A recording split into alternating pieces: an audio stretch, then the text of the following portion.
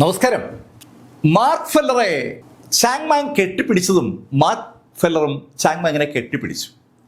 ശരിക്കും ആ രണ്ടുപേരും തമ്മിലുള്ള സ്നേഹം കണ്ടതും ആ കേവിലുണ്ടായിരുന്ന ബാക്കി ആളുകൾ അവർക്ക് വേണ്ടി അവിടെ നിന്ന് ഒഴിഞ്ഞു മാറി.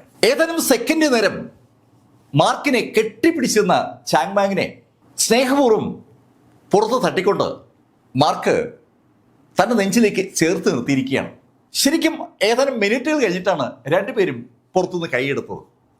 അത്ര അടുപ്പം അവർ തമ്മിൽ ഉണ്ടെന്ന് ആ കാഴ്ച കാണുന്ന ഏവർക്കും മനസ്സിലാവും. ചാങ്ങിന്റെ കണ്ണുകൾ നിറഞ്ഞിരിക്കുകയാണ്. ഭൂമിയിൽ നിന്ന് ടെലിപ്പോർട്ടേഷൻ പ്ലാറ്റ്ഫോമിൽ ചാങ്മാങ് ഹോളി റിജിലേക്ക് തിരിക്കുമ്പോൾ ചാങ്മാങ് മുന്നിലും മാർക്ക് ഫെല്ലർ പുറകിലുമായിരുന്നു. മാർക്ക് ആ പ്ലാറ്റ്ഫോമിൽ നിന്ന് ഇറങ്ങിയ കാര്യം ശരിക്കും ചാങ്മാങ് അറിഞ്ഞിട്ടുണ്ടായിരുന്നില്ല. ചാങ്മാങ് മാർക്കിനോട് ചോദിച്ചു, മാർക്ക്, നിന്നെക്കുറിച്ച് കേട്ടപ്പോ ഞാൻ ഓടി വരികയായിരുന്നു. അത് കേട്ടതും മാർക്ക് ചാങ്ങിനോട് ചോദിച്ചു, ഏയ് ചാങ്മാൻ, നീ ഈ കഴിഞ്ഞ വർഷങ്ങളിൽ എവിടെയായിരുന്നു? മാർക്ക്, നമ്മൾ വന്ന ആ ടെലിപ്പോർട്ടേഷൻ പ്ലാറ്റ്ഫോമിന്റെ പ്രശ്നം നിനക്ക് അറിയാവുന്നതല്ലേ? ഏയ് ചാങ്മാൻ, ടെലിപ്പോർട്ടേഷൻ പ്ലാറ്റ്ഫോമിന്റെ പ്രശ്നമോ?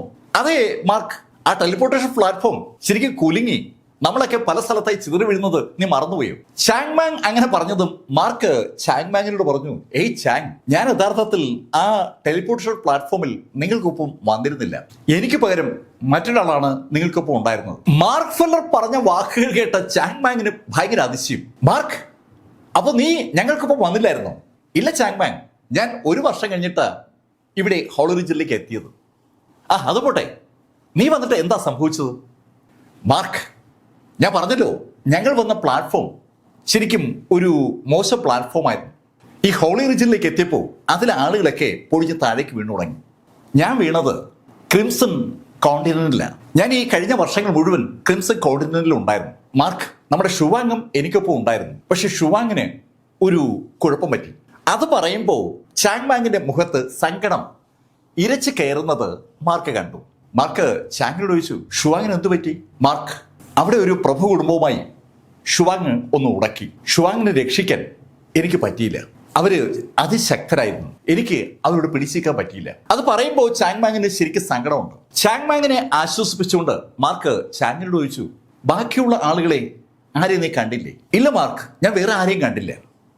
അവരൊക്കെ ജീവിച്ചിരിപ്പുണ്ടോ എന്ന് പോലും എനിക്കറിയില്ല. ഞാൻ അങ്ങനെ ഇരിക്കുമ്പോഴാണ് ഇവിടെ ഈ തണ്ടർ കോർട്ട്യാർഡിൽ നീ ഉണ്ടെന്നുള്ള വിവരം ഞാൻ അറിയുന്നത്. ഹെവൻലി റീജിയനിലെ ബ്ലാക്ക് കുടുംബവുമായി ബന്ധപ്പെട്ട ആരോ ഒരാളാണ് എന്നോട് ആ വിവരം പറഞ്ഞത്. അത് കേട്ടതും മാർക്കിന്റെ മുഖത്ത് ഒരു പുഞ്ചിരി വിരിഞ്ഞു. മാർക്ക് എമിലിയോട് ചാങ്ങിനെ കണ്ടുപിടിക്കാൻ ആവശ്യപ്പെട്ടിരുന്നതാണ്. എമിലി അത് ഭംഗിയായി ചെയ്തിരിക്കുകയാണ്. ചാങ്ങും മാർക്കും തുടർന്ന് അവരുടെ വിശേഷങ്ങൾ പങ്കുവച്ചു തുടങ്ങി. മാർക്ക് ഹോളി റീജിയനിൽ എത്തിയത് മുതൽ ഇതുവരെയുള്ള കാര്യങ്ങൾ ചാങ്ങിനോട് പറഞ്ഞു. ചാങ് അവനും ഷുവാങ്ങും കൂടി ക്രിംസൺ കോണ്ടിനെന്റിൽ പെട്ടതും അവിടെ അനവധി ആളുകളുമായി ഏറ്റുമുട്ടി അവരുടെ ശക്തി ഡെവലപ്പ് ചെയ്ത് വന്നപ്പോൾ ഒരു പ്രഭു കുടുംബവുമായി ഏറ്റുമുട്ടിയ കഥയൊക്കെ സവിസ്തരം മാർക്കിനോട് പറഞ്ഞു. കഥകളൊക്കെ കേട്ട് കഴിഞ്ഞതും മാർക്ക് ചാങ്മാങ്ങിനോട് പറഞ്ഞു, ചാങ്, നമുക്ക് ഒരു മിഷൻ ഏറ്റെടുക്കേണ്ടതുണ്ട്. മിഷനോ? ഏത് മിഷൻ? എനിക്ക് ഏറെ വേണ്ടപ്പെട്ട ഒരാളെ ഉടൻ തന്നെ രക്ഷിക്കണം. മാർക്ക്, വാ, എങ്കിൽ നമുക്ക് പോവാം. അങ്ങനെ ചാങ്മാങ് പറഞ്ഞതും മാർക്ക് ഫെല്ലറും ചാങ്മാങ് കൂടി ആ ഗുഹയിൽ നിന്ന് പുറത്തിറങ്ങി. ഡീമൺ സ്ലെയിങ് പീക്കിൽ നിന്ന് പുറത്തു പോകണമെങ്കിൽ മാർക്കിന് പീക്ക് മാസ്റ്ററുടെ അനുവാദം വേണം. മാർക്ക് അനുവാദം വാങ്ങാനായി പീക്ക് മാസ്റ്ററിനെ അടുത്തേക്ക് നടന്നു. പീക്ക് മാസ്റ്റർ അടുത്തേക്ക് മാർക്കും ചാങ്മാങ് കൂടി നടക്കുമ്പോൾ മാർക്കിന്റെ അടുത്തേക്ക് നടന്നു വന്ന അനവധി ആളുകൾ മാർക്കിനോട് പറഞ്ഞു, മാർക്ക്, നീ ബ്രേക്ക് ചെയ്തു. കഴിഞ്ഞ 1 വർഷമായിട്ട് മാർക്ക് ഡീമൺ സ്ലെയിങ് പീക്കിൽ നിന്ന് മാറി അവിടെ പീക്ക് നമ്പർ 1 സെക്ലൂഷനിൽ ബ്രേക്ക് ത്രൂവിന് ശ്രമിക്കുന്ന കാര്യം ഡീമൺ സ്ലെയിങ് പീക്കിലെ ആളുകൾക്ക് അറിയാമായിരുന്നു. അതുകൊണ്ടാണ് ആ ചോദ്യം ഉണ്ടായത്. മാർക്ക് അത് കേട്ടതും ചിരിച്ചുകൊണ്ട് അവരോട് പറഞ്ഞു, ഒരു പരുവത്തിൽ. മാർക്ക് യഥാർത്ഥത്തിൽ റിവേഴ്ഷൻ ഓയിഡ് സ്റ്റേജിലേക്ക് കടന്നോ ഇല്ലയോ എന്നുള്ള കാര്യം ചോദിക്കുന്ന പലർക്കും അങ്ങോട്ട് ബോധ്യമായിട്ടില്ല. ശ്രദ്ധിച്ചാൽ അവർക്ക് മനസ്സിലായനെ. പക്ഷെ അവരത് ശ്രദ്ധിക്കാത്തതിന് വ്യക്തമായ ഒരു കാരണമുണ്ട്. മാർക്കിന്റെ പ്രിമോഡിയൽ സ്പിരിറ്റ് തകരാറിലാണെന്നുള്ള കാര്യം അവർക്ക് എല്ലാവർക്കും അറിയാം. പ്രിമോഡിയൽ സ്പിരിറ്റ് തകരാറിലായ ഒരാൾ ഒരു കാരണവശാലും റിവേഴ്ഷൻ ഓയിഡ് സ്റ്റേജിലേക്ക് ബ്രേക്ക് ത്രൂ നടത്തില്ല എന്ന് അവർക്ക് അറിയുകയും ചെയ്യാം. അതുകൊണ്ടാണ് ആ ചോദ്യം അവർ ചോദിക്കാത്തത്. മാർക്ക് ഫെല്ലർ പീക്ക് മാസ്റ്ററുടെ കേവിലെത്തുമ്പോൾ പഴയതുപോലെ പീക്ക് മാസ്റ്റർ ജൂലിയന്റെ അടുത്താണ്. മാർക്ക് ജൂലിയന്റെ കേവിലെത്തി. അവിടെ ജൂലിയനും പീക്ക് മാസ്റ്ററും തമ്മിൽ ചെസ് കളിച്ചുകൊണ്ടിരിക്കുകയാണ്. ചെസ് കളിയിൽ രണ്ടുപേർക്കും ആരോ കൈവശം കൊടുത്തിരിക്കുകയാണെന്ന് അവരുടെ ആക്ഷൻ കാണുമ്പോൾ ആർക്കും തോന്നും. അവരെ ആ രീതിയിലല്ലാതെ കണ്ടുകിട്ടുക ബുദ്ധിമുട്ടാണ്. മാർക്ക് ഫെല്ലർ പീക്ക് മാസ്റ്ററോട് അയാളുടെ ഉദ്ദേശം സൂചിപ്പിച്ചു. ജൂനെ രക്ഷിക്കാനായിട്ട് മാർക്കിന് ഹെവൻലി ക്ലൗഡ് സെക്ഷനിലേക്ക് പോകണമെന്നുള്ള കാര്യം മാർക്ക് പീക്ക് മാസ്റ്ററോട് പറഞ്ഞതും പീക്ക് മാസ്റ്റർ അതിനെ അനുവദിച്ചു. മാർക്ക്, നീ പോകുന്നതൊക്കെ കൊള്ളാം, പക്ഷേ ശ്രദ്ധിക്കണം. അതിന് മറുപടി പറഞ്ഞത് ചാങ് മാങ് ആണ്. പീക്ക് മാസ്റ്റർ, അതിനെ പേടിക്കേണ്ട കാര്യമില്ല, ഞാൻ കൂടി മാർക്കിനൊപ്പം പോവുകയാണ്. ഏയ് ചാങ്, അത് പറ്റത്തില്ല. ഇവിടെ ചില നിയമങ്ങളുണ്ട്. ഒരു മിഷന് വേണ്ടി മാത്രമേ ഇവിടുന്ന് ഒരുമിച്ച് ആളുകളെ പുറത്തുവിടൂ. ഇപ്പോ മാർക്ക് പോകുന്നത് ഡീമൺ സ്ലെയിങ് പീക്കിന്റെ മിഷന് വേണ്ടി അല്ല. അതുകൊണ്ട് നിന്നെ മാർക്കിനൊപ്പം ഇടാൻ തൽക്കാലം പറ്റില്ല. ഡീമൺ സ്ലെയിങ് പീക്കിലെ റൂൾസ് ആണ് പീക്ക് മാസ്റ്റർ ചാങ് മാങ്ങിനോട് പറഞ്ഞത്. അത് കേട്ടതും ചാങ് മാങ്ങിന് ശരിക്കും കൊണ്ട് ദേഷ്യം വരികയാണ്. എന്ത് റൂളൊക്കെ നിങ്ങൾ ഉണ്ടാക്കുന്നതല്ലേ? ഏയ് ചാങ് മാങ്, നിന്റെ വിഷമം ഞങ്ങൾക്ക് മനസ്സിലാകും, പക്ഷേ നീ നിയമം പാലിക്കാൻ ബാധ്യസ്ഥനാണ്. അങ്ങനെ പീക്ക് മാസ്റ്റർ പറഞ്ഞതും ജൂലിയൻ മാർക്കിനോട് പറഞ്ഞു, മാർക്ക്, നീ പേടിക്കേണ്ട കാര്യമൊന്നുമില്ല. എന്തെങ്കിലും വിഷയം ഉണ്ടാകുകയാണെങ്കിൽ നീ അപ്പോൾ തന്നെ ഇവിടേക്ക് മടങ്ങി വരണം. ചാങ് മാങ് തൽക്കാലം ഇവിടെ നിൽക്കട്ടെ. ജൂലിയൻ അനുനയത്തിന്റെ രീതിയിലാണ് സംസാരിച്ചത്. ജൂലിയന്റെ വാക്കുകൾ ശരിക്കും രംഗം ഒന്ന് തണുപ്പിക്കുന്ന ശൈലിയിലാണ്. ജൂലിയനോട് മനസ്സിലൊരു ബഹുമാനമുള്ള വ്യക്തി കൂടിയാണ് Chang Maang. Chang Maang Julian അങ്ങനെ പറഞ്ഞതും മാർക്കിനോട് പറഞ്ഞു, മാർക്ക്, നീ ശ്രദ്ധിക്കണേ, എന്തെങ്കിലും പ്രശ്നം ഉണ്ടായാൽ ആ നിമിഷം ഇവിടേക്ക് തിരിക്കണം. ചാങ് മാങ്ങിന് മാർക്കിനെ വിട്ടുപിരിയാൻ ശരിക്കും വിഷമമുണ്ട്. മാർക്ക് ചാങ്ങിനോടും പീക്ക് മാസ്റ്ററോടും ജൂലിയനോടും യാത്ര പറഞ്ഞിട്ട് അവിടെ നിന്ന് നേരെ പുറത്തിറങ്ങി ഡീമൺ സ്ലെയിങ് പീക്കിൽ നിന്ന് ആ സൗത്ത് പ്രോവിൻസിലേക്ക് തിരിച്ചു. മാർക്കിന്റെ ലക്ഷ്യം സൗത്ത് പ്രോവിൻസിലെ ഹെവൻലി ക്ലൗഡ് സെക്ഷനാണ്. അവിടെ ആ ഹെവൻലി ക്ലൗഡ് സെക്ഷന്റെ മതിലിൽ ജൂനെ കെട്ടിയിട്ടിരിക്കുന്ന കാര്യം മാർക്ക് ഡീനിൽ നിന്ന് അറിഞ്ഞിട്ടുണ്ട്. ജൂനെ എത്രയും പെട്ടെന്ന് രക്ഷപ്പെടുത്തുക എന്ന ഒറ്റ ദൗത്യം മാത്രമാണ് മാർക്കിനുള്ളത്. മാർക്ക് തന്റെ ബ്ലാക്ക് ഈഗിളിനെ വിളിച്ചു വരുത്തി അതിന് പുറത്ത് അതിവേഗം ഹെവൻലി ക്ലൗഡ് സെക്ഷനിലേക്ക് അങ്ങനെ പാഞ്ഞു പോവുകയാണ്. അങ്ങനെ പാഞ്ഞു പോകുമ്പോൾ മാർക്കിന്റെ മനസ്സിലേക്ക് ഒരുപാട് ചിന്തകളാണ് കടന്നു വരുന്നത്. മാർക്ക് ഫെല്ലർ തണ്ടർ കോർട്ട്യാർഡിൽ നിന്ന് യാത്ര പുറപ്പെട്ടിട്ട് അധികം സമയമായിട്ടില്ല. ഏകദേശം ഒരു 100 കിലോമീറ്റർ മാർക്ക് കവർ ചെയ്തുകയാണ്. ആ സമയത്ത് മാർക്കിന്റെ വഴി തടഞ്ഞുകൊണ്ട് രണ്ടാളുകൾ ആ ബ്ലാക്ക് ഈഗിളിന്റെ മുന്നിലായി എത്തി. ആകാശത്ത് ബ്ലാക്ക് ഈഗിളിന്റെ വഴി തടഞ്ഞുകൊണ്ട് അവർ രണ്ടുപേരും വന്നു നിന്നതും ആകാശത്തേക്ക് ചാടിയ മാർക്ക് ഫെല്ലർ തന്റെ മുന്നിൽ നിൽക്കുന്ന ആ രണ്ടാളുകളെയും ഒന്ന് സൂക്ഷിച്ചു നോക്കി. അത് കണ്ടതും അവരിലൊരാൾ ചിരിച്ചുകൊണ്ട് മാർക്കിനോട് പറഞ്ഞു, മാർക്ക്, നീ ശരിക്കും ശക്തനാണെന്നൊക്കെ ഒരു കേൾവി ഇവിടെ ഈ സദേൺ മേഖലയിൽ ഒരുപാടുണ്ട്. മാർക്ക്, എനിക്ക് നിന്റെ ആ പവർ ഒന്ന് അറിഞ്ഞാൽ കൊള്ളാമെന്നുണ്ട്. അങ്ങനെ പറഞ്ഞുകൊണ്ട് അയാളുടെ ശക്തി അയാളുടെ വലത് കൈയിലേക്ക് ഒന്ന് കേന്ദ്രീകരിച്ചു. അയാളൊരു റിവേർഷൻ ഓൾഡ് സ്റ്റേജിലെ കൾട്ടിവേറ്ററാണ്. അയാൾ ആ പവർ വലത് കൈയിലേക്ക് കേന്ദ്രീകരിക്കുമ്പോൾ അയാളുടെ മുഖത്ത് ഒരു ചെറിയ പുഞ്ചിരിയുമുണ്ട്. റിവേർഷൻ ഓൾഡ് സ്റ്റേജുകാരനായ അയാളുടെ മുന്നിൽ മാർക്ക് ഫെല്ലർ ഒന്നുമല്ല എന്ന യാഥാർത്ഥ്യം അയാൾക്ക് അറിയാം. എന്തായാലും ഒരു ഇടി മാർക്കിനിട്ട് കൊടുത്തു കളയാം എന്ന് കരുതിക്കൊണ്ട് അയാളുടെ വലത് കൈയിലേക്ക് ആ ശക്തി മുഴുവൻ കേന്ദ്രീകരിച്ചതും അയാൾ വലത് കൈ ഒന്ന് പുറകോട്ടെടുത്തിട്ട് മുന്നോട്ട് ഒരൊറ്റ കുതിപ്പ്. കണ്ണഞ്ചിക്കുന്ന വേഗതയിൽ അയാൾ മാർക്ക് ഫെല്ലറുടെ തൊട്ടു മുന്നിലെത്തി. മാർക്കിന്റെ ഫിസിക്കൽ ബോഡി ശക്തമാണെന്ന് ഒരു കേൾവി എല്ലായിടത്തുമുണ്ട്. ആ കേൾവി എത്രത്തോളം ശരിയെന്നറിയാൻ വേണ്ടിയാണ് അയാൾ തന്റെ കൈ കൊണ്ട് മാർക്കിനെ ആഞ്ഞിടിക്കാനായി മാർക്കിനടുത്തേക്ക് എത്തിയത്. ആ ആകാശത്ത് അതിശക്തമായി മുന്നോട്ട് കുതിച്ച ആ ചോങ് കുടുംബക്കാരൻ മാർക്കിന്റെ പുറത്തേക്ക് കൈ കൊണ്ട് ആഞ്ഞൊരച്ചയിടി. ഈ സമയത്ത് മാർക്ക് രണ്ട് കൈകളും പുറകിൽ കെട്ടി ആകാശത്ത് അങ്ങനെ നിൽക്കുകയാണ്. ആ റിവേർഷൻ ഓൾഡ് സ്റ്റേജുകാരന്റെ അതിശക്തമായ പഞ്ച് മാർക്ക് സ്വന്തം നെഞ്ചുകൊണ്ടാ തടുത്തത്. മാർക്കിന്റെ നെഞ്ചിലേക്ക് ആ റിവേർഷൻ ഓൾഡ് സ്റ്റേജുകാരന്റെ ആഞ്ഞുള്ള ആ ഇടി പതിച്ച ആ നിമിഷത്തിൽ അയാള് ശരിക്കും കറണ്ട് അടിച്ചതുപോലെ പുറകോട്ട് തെറിച്ച് അയാളുടെ കൈ വിറയ്ക്കുന്നുണ്ട്, കൈ പൊട്ടിയിട്ടുണ്ട്, കൈ നിന്ന് ചോര ഒലിക്കുകയാണ്. അയാൾക്ക് അങ്ങോട്ട് വിശ്വസിക്കാൻ പറ്റുന്നില്ല.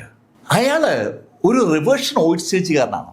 അയാളുടെ കൈ മാർക്ക് ഫെല്ലറുടെ ബോഡിയിൽ ഇടിച്ച് ഒടിയെന്നൊക്കെ പറഞ്ഞാൽ തികച്ചും അസംഭവ്യമായ ഒരു കാര്യമാണ് സംഭവിച്ചിരിക്കുന്നത്. അമ്പരന്ന് ആ കയ്യിലേക്ക് നോക്കുന്ന ആ ചോങ് കുടുംബക്കാരനോട് മറ്റേയാൾ പറഞ്ഞു, ഹേയ്, നീ കരുതും പോലെ അല്ല, ഇവനും റിവേർഷൻ ഓൾഡ് സ്റ്റേജിലേക്ക് ബ്രേക്ക് ചെയ്തിരിക്കുകയാണ്.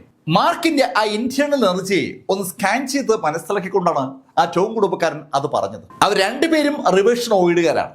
മാർക്കും റിവേർഷൻ ഓയിഡാണ്. ഒരു റിവേഷൻ ഓയിഡുകാരനോ എതിരിടുമ്പോൾ കുറച്ചുകൂടി പ്രിപ്പറേഷൻ വേണമെന്ന് അവർക്ക് രണ്ടുപേർക്കും അറിയാം. അത് മനസ്സിലാക്കിയതും അവർ രണ്ടുപേരുടെയും കൈകളിൽ പ്രകാശം കേന്ദ്രീകരിക്കപ്പെട്ടു. ഫിസിക്കൽ സ്ട്രെങ്ത് ഉപയോഗിച്ച് മാർക്കിനെ നേരിടുന്നത് ആത്മഹത്യാപരമാണെന്ന് അറിയാവുന്ന ആളുകളുടെ കൂട്ടത്തിൽ തന്നെയാണ് ആ ടോം കുടുംബത്തിലെ രണ്ടുപേരും ഉള്ളത്. രണ്ടുപേരുടെയും കൈകളിലേക്ക് ശരിക്കും പ്രകാശം കേന്ദ്രീകരിക്കപ്പെട്ടതും ആ പ്രകാശ ഊർജത്തെ അവർ രണ്ടുപേരും കൂടി ഒരു ഗോളമായി കൺവേർട്ട് ചെയ്തു. ഒരു സംയുക്ത അറ്റാക്ക് മാർക്കിനെതിരെ നടത്താനുള്ള ഒരു ശ്രമത്തിലാണ് അവർ. ഈ തമാശയിൽ തനിക്ക് താല്പര്യമില്ല എന്ന് അവരെ ധരിപ്പിക്കത്തക്ക രീതിയിൽ പെട്ടെന്നാണ് മാർക്ക് മുന്നോട്ട് കുതിച്ച Mark line word formula activate ചെയ്ത് ആ ഫോർമുലയിൽ അതിൽ വലതുവശത്ത് നിൽക്കുന്ന ആളുടെ അടുത്ത് എത്തുകയും ചെയ്തു. കണ്ണം ചെക്കുന്ന വേഗതയിൽ മാർക്ക് തൊട്ട് മുന്നിൽ വന്നപ്പോൾ അയാൾ ശരിക്കും ഞെട്ടി. അയാളും അയാളുടെ ആ സുഹൃത്തും ചേർന്ന് ശരിക്കും ഒരു പ്രകാശഗോളം സൃഷ്ടിക്കുന്ന ആ തിരക്കിനിടയിൽ മാർക്ക് തൊട്ടു മുന്നിലെത്തിയപ്പോൾ അയാളുടെ കണ്ണുകളിലുണ്ടായ അമ്പരപ്പ് പെട്ടെന്ന് ഭയമായി മാറി. കാരണം മാർക്കിന്റെ ആ വലത് മുഷ്ടി തൊട്ടു മുന്നിലുണ്ടായിരുന്ന ആ പ്രകാശഗോളത്തിൽ ഇടിച്ച് കയറുമ്പോൾ ആ പ്രകാശഗോളത്തിന് അകത്തുകൂടി മാർക്കിന്റെ കൈ അയാളുടെ മുഖത്തിനു നേരെ പാഞ്ഞു വരുന്നത് അയാളുടെ കൺകോണുകളിലൂടെ അയാൾ കണ്ടു. അയാൾക്ക് എന്തെങ്കിലും ചെയ്യാൻ കഴിയുമ്പോൾ മാർക്കിന്റെ ആ കൈ അയാളുടെ മൂക്കിൽ പതിക്കുകയും ചെയ്തു. മാർക്കിന്റെ അതിശക്തമായ പഞ്ച് അയാളുടെ ആ മൂക്കിൽ പതിച്ച ആ നിമിഷത്തിൽ അയാളുടെ തല അങ്ങ് ചിതറി. ഒറ്റ ഇടിക്ക് റിവേഴ്സൽ ഓയിഡ് സ്റ്റേജിലെ ഒരാളുടെ തല ചിതറപ്പോ ആ ആളിന്റെ തൊട്ടടുത്ത് നിൽക്കുന്ന ആ ടോം കുടുംബത്തിലെ ആ ചെറുപ്പക്കാരന്റെ മുഖം ഭയം കൊണ്ട് വിളറാൻ തുടങ്ങി. പക്ഷെ അവൻ എന്തെങ്കിലും ചെയ്യാൻ കഴിയുമ്പോൾ മാർക്ക് ഒന്ന് തിരിഞ്ഞ് ഒരൊറ്റ താൻ കണ്ട ആ കാഴ്ച ഉണ്ടാക്കിയ ഭയത്തിൽ നിന്ന് മറികടക്കാൻ ആ ചെറുപ്പക്കാരന് കഴിയുമ്പോൾ അവന്റെ തലയും ചിതറി. ശരിക്കും അവരുടെ പ്രിമോഡിയൽ സ്പിരിറ്റ് ഉൾപ്പെടെ ചിതറത്തക്ക ശൈലിയുള്ള പവറായിരുന്നു മാർക്കിന്റെ ആ പഞ്ചുകൾക്ക് ഉണ്ടായിരുന്നത്. ടോം കുടുംബത്തിന്റെ അതിശക്തരായ രണ്ട് റിവേഴ്സൽ ഓയിഡ് സ്റ്റേജുകാരെ വെറും രണ്ട് പഞ്ച് കൊണ്ട് മാർക്ക് അവസാനിപ്പിക്കുകയായിരുന്നു. മാർക്ക് ആ റിവേഴ്സൽ ഓയിഡ് സ്റ്റേജുകാരുടെ ഡെഡ് ബോഡി താഴെ തറയിലേക്ക് വീഴുന്നത് അങ്ങനെ നോക്കി നിൽക്കുമ്പോഴേക്കും ബ്ലാക്ക് ഈഗിൾ മാർക്കിന്റെ അടുത്ത് മടങ്ങിയെത്തി. ശരിക്കും ഈ കാഴ്ചകൾ സശ്രദ്ധം വീക്ഷിച്ചുകൊണ്ട് അല്പം മാറി ബ്ലാക്ക് ഈഗിൾ നിൽക്കുകയായിരുന്നു എന്നതാണ് സത്യം. മാർക്ക് ബ്ലാക്ക് ഈഗിളിന്റെ പുറത്തു കയറി വീണ്ടും ഹെവൻലി ക്ലൗഡിലേക്കുള്ള ആ യാത്ര തുടരുകയാണ്. ഈ സംഭവം കഴിഞ്ഞ് ഏകദേശം ഒരു 1.5 മണിക്കൂർ കഴിഞ്ഞ് കാണും. ആ സമയത്ത് ഹെവൻലി ക്ലൗഡ് സെക്ഷനിൽ ചില ആളുകൾ വന്നവർ ലീന ഡേവിസിനോട് പറഞ്ഞു, ഞങ്ങൾ ജൂവിനെ കൊണ്ടുപോവുകയാണ്. ജൂവിനെ കൊണ്ടുപോകുന്നു? എന്നോട് യങ് മാസ്റ്റർ പറഞ്ഞത് ജൂവിനെ ഞാൻ തന്നെ നോക്കണമെന്നാണ്. അതൊക്കെ ശരിയായിരിക്കാം, പക്ഷെ ജൂവിനെ ഞങ്ങൾ കൊണ്ടുപോകാൻ പോവുകയാണ്. അതങ്ങനെ ശരിയാവും? ലീന ഡേവിസ് അങ്ങനെ ചോദിച്ചതും അവിടെ എത്തിയ ആ ടോം കുടുംബത്തിലെ എൽഡർ ലീനയെ ഒന്ന് സൂക്ഷിച്ചു നോക്കി. നീ ആരെന്ന് കരുതിയിട്ടാ എന്നോട് ഈ ശൈലിയിൽ ചോദ്യങ്ങൾ ചോദിക്കുന്നത്? എന്ത് ചെയ്യണം എന്ത് ചെയ്യേണ്ട എന്ന് എനിക്കറിയാം. അങ്ങനെ പറഞ്ഞ ആ എൽഡർ മതിലിനടുത്തെത്തി ജൂവിനെ ആ മതിലിൽ നിന്ന് അടർത്തിയിടുന്നു. അയാൾക്കൊപ്പം വേറെ 1-2 ആളുകളുണ്ട്. അവർ അതിവേഗം ജൂവുമായി അവിടെ നിന്ന് സെൻട്രൽ പ്ലെയിനിലുള്ള ടോം കുടുംബത്തിലേക്ക് തിരിച്ചു. ജൂവിനെ എല്ലാ ദിവസവും ആളുകളുടെ മുന്നിൽ പ്രദർശിപ്പിച്ച് ലീനയ്ക്ക് ഇഷ്ടപ്പെട്ട ആളുകളെ കൊണ്ട് ജൂവിന്റെ പുറത്ത് കാർക്കിച്ച് തുപ്പിച്ച് ഒരു സന്തോഷം കണ്ടെത്തിക്കൊണ്ടിരിക്കുകയായിരുന്നു ലീന ഡേവിസ്. ലീനയ്ക്ക് പെട്ടെന്ന് ജൂവിനെ അവിടെ നിന്ന് ടോം കുടുംബക്കാർ കൊണ്ടുപോയപ്പോൾ ശരിക്കൊരു വിഷമം തോന്നുകയാണ്. അവളുടെ ഒരു എന്റർടൈൻമെന്റ് ആക്ടിവിറ്റിയാണ് നഷ്ടമായിരിക്കുന്നത്. എന്തായാലും ആ ദിവസം അങ്ങനെ കഴിഞ്ഞു. പിറ്റേ ദിവസം ഏകദേശം ഒരു 3 മണിയായി കാണും. ആ സമയത്ത് ഹെവൻലി ക്ലൗഡ് സെക്ഷന് സമീപത്തുള്ള ടൗണിൽ മാർക്ക് ഫെല്ലർ എത്തിക്കഴിഞ്ഞു. ആ ഫീനിക്സ് റെസ്റ്റോറന്റിന് അടുത്തുകൂടി മാർക്ക് ഇങ്ങനെ നടന്നു വരുമ്പോൾ ഒരു ചെറുപ്പക്കാരൻ മാർക്കിന്റെ അടുത്തേക്ക് ഓടി വന്നു. അയാള് ഓടി വന്നു എന്ന് മാത്രമല്ല, മാർക്കിന്റെ കൈ പിടിച്ച് ഒരു വശത്തേക്ക് വലിച്ചു മാറ്റുകയും ചെയ്തു. മാർക്കിന് ആ ചെറുപ്പക്കാരനെ അറിയാം. ഹാൻസ് മില്ലറുടെ വസതിയിൽ വെച്ച് മാർക്ക് സ്ഥിരമായി കാണുന്ന ഹാൻസിന്റെ കൂട്ടുകാരിൽ ഒരാളാണ് ആ ചെറുപ്പക്കാരൻ. അതുകൊണ്ടാണ് മാർക്കിന്റെ കയ്യിൽ അയാൾ പിടിച്ചു വലിച്ചപ്പോൾ മാർക്ക് അയാൾക്കൊപ്പം മൂവ് ചെയ്യാൻ തയ്യാറായത്. മെയിൻ റോഡിൽ നിന്ന് അല്പം മാറ്റി കടകൾക്കിടയിലേക്ക് മാർക്കിനെ കയറ്റി നിർത്തിയ അയാൾ മാർക്കിനോട് പറഞ്ഞു, മാർക്ക്, നീ എന്തായി കാണിക്കുന്നത്? എന്തു പറ്റി? മാർക്ക്, ആ ടോം കുടുംബത്തിലെ ആളുകൾ ഇവിടെയെല്ലാം ഉണ്ട്. ആ ലീന ആൾ തികഞ്ഞ കുഴപ്പക്കാരിയാണ്. അവൾ ആ ജൂവിനെ പെടാപ്പാടുപെടുത്തുകയാണ്. അങ്ങനെ പറഞ്ഞിട്ട് അവൻ അവിടെ നടന്ന കാര്യങ്ങളൊക്കെ മാർക്ക് ഫെല്ലറോട് സൂചിപ്പിച്ചു. ലീന ഡേവിസ് ആ ലീ വൻകര ഏകോപിപ്പിച്ച് നോർത്തും സൗത്തും വെസ്റ്റും ഈസ്റ്റും ഒക്കെ ചേർത്ത് ഒരു വൻ രാഷ്ട്രമാക്കി ആ സംവിധാനത്തെ കൺവെർട്ട് ചെയ്തിരിക്കുന്ന കഥ കേട്ട് മാർക്കിന് ഭയങ്കര അതിശയം. ലീന ഡെവിസ് ഒരു കുഴപ്പക്കാരിയാണെന്നുള്ള കാര്യം മാർക്കിന് അറിയാം. അവൾക്ക് ഈ 4 വൻകരകളെയും ഏകോപിപ്പിക്കാനുള്ള കരുത്ത് കിട്ടിയെന്നുള്ള കാര്യം ശരിക്കും അതിശയകരമായ ഒരു കാര്യമാണ്. അതിനവൾക്ക് കഴിഞ്ഞത് ടോം കുടുംബത്തിന്റെ സപ്പോർട്ട് കൊണ്ടാണെന്നും മാർക്കിന് ഇപ്പോൾ അറിയാം. സെൻട്രൽ പ്ലെയിനിലെ അറിയപ്പെടുന്ന ഒരു പ്രഭു കുടുംബമാണ് ടോം കുടുംബം. അതിശക്തരാണ് അവർ. ആ കുടുംബത്തിലെ റിവേഷൻ ഓടിച്ചിട്ടുള്ള ആളുകൾ ഒരു ടൂ സൈൻഡ് വെപ്പണുമായി ഹെവൻലി ക്ലൗഡ് സെക്ഷനിൽ എത്തിയത് കൊണ്ട് മാത്രമാണ് ശ്രീറാം പരാജയപ്പെട്ടത്. ശ്രീറാമിന് അവിടെ ഉപേക്ഷിച്ച് ഓടി രക്ഷപ്പെടേണ്ടി വന്നത്. ആ കഥകളൊക്കെ മാർക്ക് നേരത്തെ കേട്ടതാണ്. ഇപ്പോൾ ആ കഥകൾ ഒരിക്കൽ കൂടി ഹാൻസിന്റെ സുഹൃത്ത് മാർക്കിനോട് പറഞ്ഞിട്ട് മാർക്കിനോട് പറഞ്ഞു, മാർക്ക്, ആ ജൂവിനെ ശരിക്കും ക്രൂരമായിട്ട് ആ ലീന പീഡിപ്പിക്കുന്നത്. എല്ലാ ദിവസവും അവളുടെ ആളുകൾ ജൂവിൻ്റെ പുറത്തേക്ക് കാർക്കിച്ചു തുപ്പും. ജൂ ഇതൊക്കെ സഹിക്കുന്ന കാണുമ്പോൾ ഞങ്ങൾക്ക് സഹിക്കാൻ പറ്റുന്നില്ല. ഞാൻ പല ദിവസവും ജൂവിനെ രക്ഷിക്കാൻ വേണ്ടി ഇവിടെ എത്തും. പക്ഷേ ആ മതിലിനടുത്തേക്ക് പോകാനുള്ള ധൈര്യം എനിക്കങ്ങോട്ട് കിട്ടുന്നില്ല. അയാളൊരു മാർഷൽ ആർട്ടിസ്റ്റാണ്, ഒരു മൈറ്റി ലെവലുകാരനുമാണ്. റിവേഷൻ ഓഡിസിയിലേക്ക് അയാൾ കടന്നിട്ടില്ല. റിവേഷൻ ഓഡിസിയിലേക്ക് അയാൾ കടന്നിരുന്നുവെങ്കിൽ അയാൾ ജൂവിനെ രക്ഷിക്കാൻ ഒരു ശ്രമം നടത്തിയനെ എന്ന് അവൻ്റെ ആ വാക്കുകൾ വ്യക്തമാക്കുകയാണ്. മാർക്ക് അവനെ ആശ്വസിപ്പിച്ചതും അവൻ മാർക്കിനോട് ഹാൻസും ലീനയുടെ കൂടെയുള്ള ആളുകൾ തമ്മിൽ വഴക്കുണ്ടായതും യുദ്ധമുണ്ടായതൊക്കെ മാർക്കിനോട് പറഞ്ഞു. ഹാൻസ് മെല്ലർ ബ്രേക്ക് ത്രൂ നേടിയെന്നും റിവേഷൻ ഓഡിസിയിലേക്ക് കടന്നു എന്നുള്ള കാര്യം അതിനിടയിൽ മാർക്ക് മനസ്സിലാക്കുകയാണ്.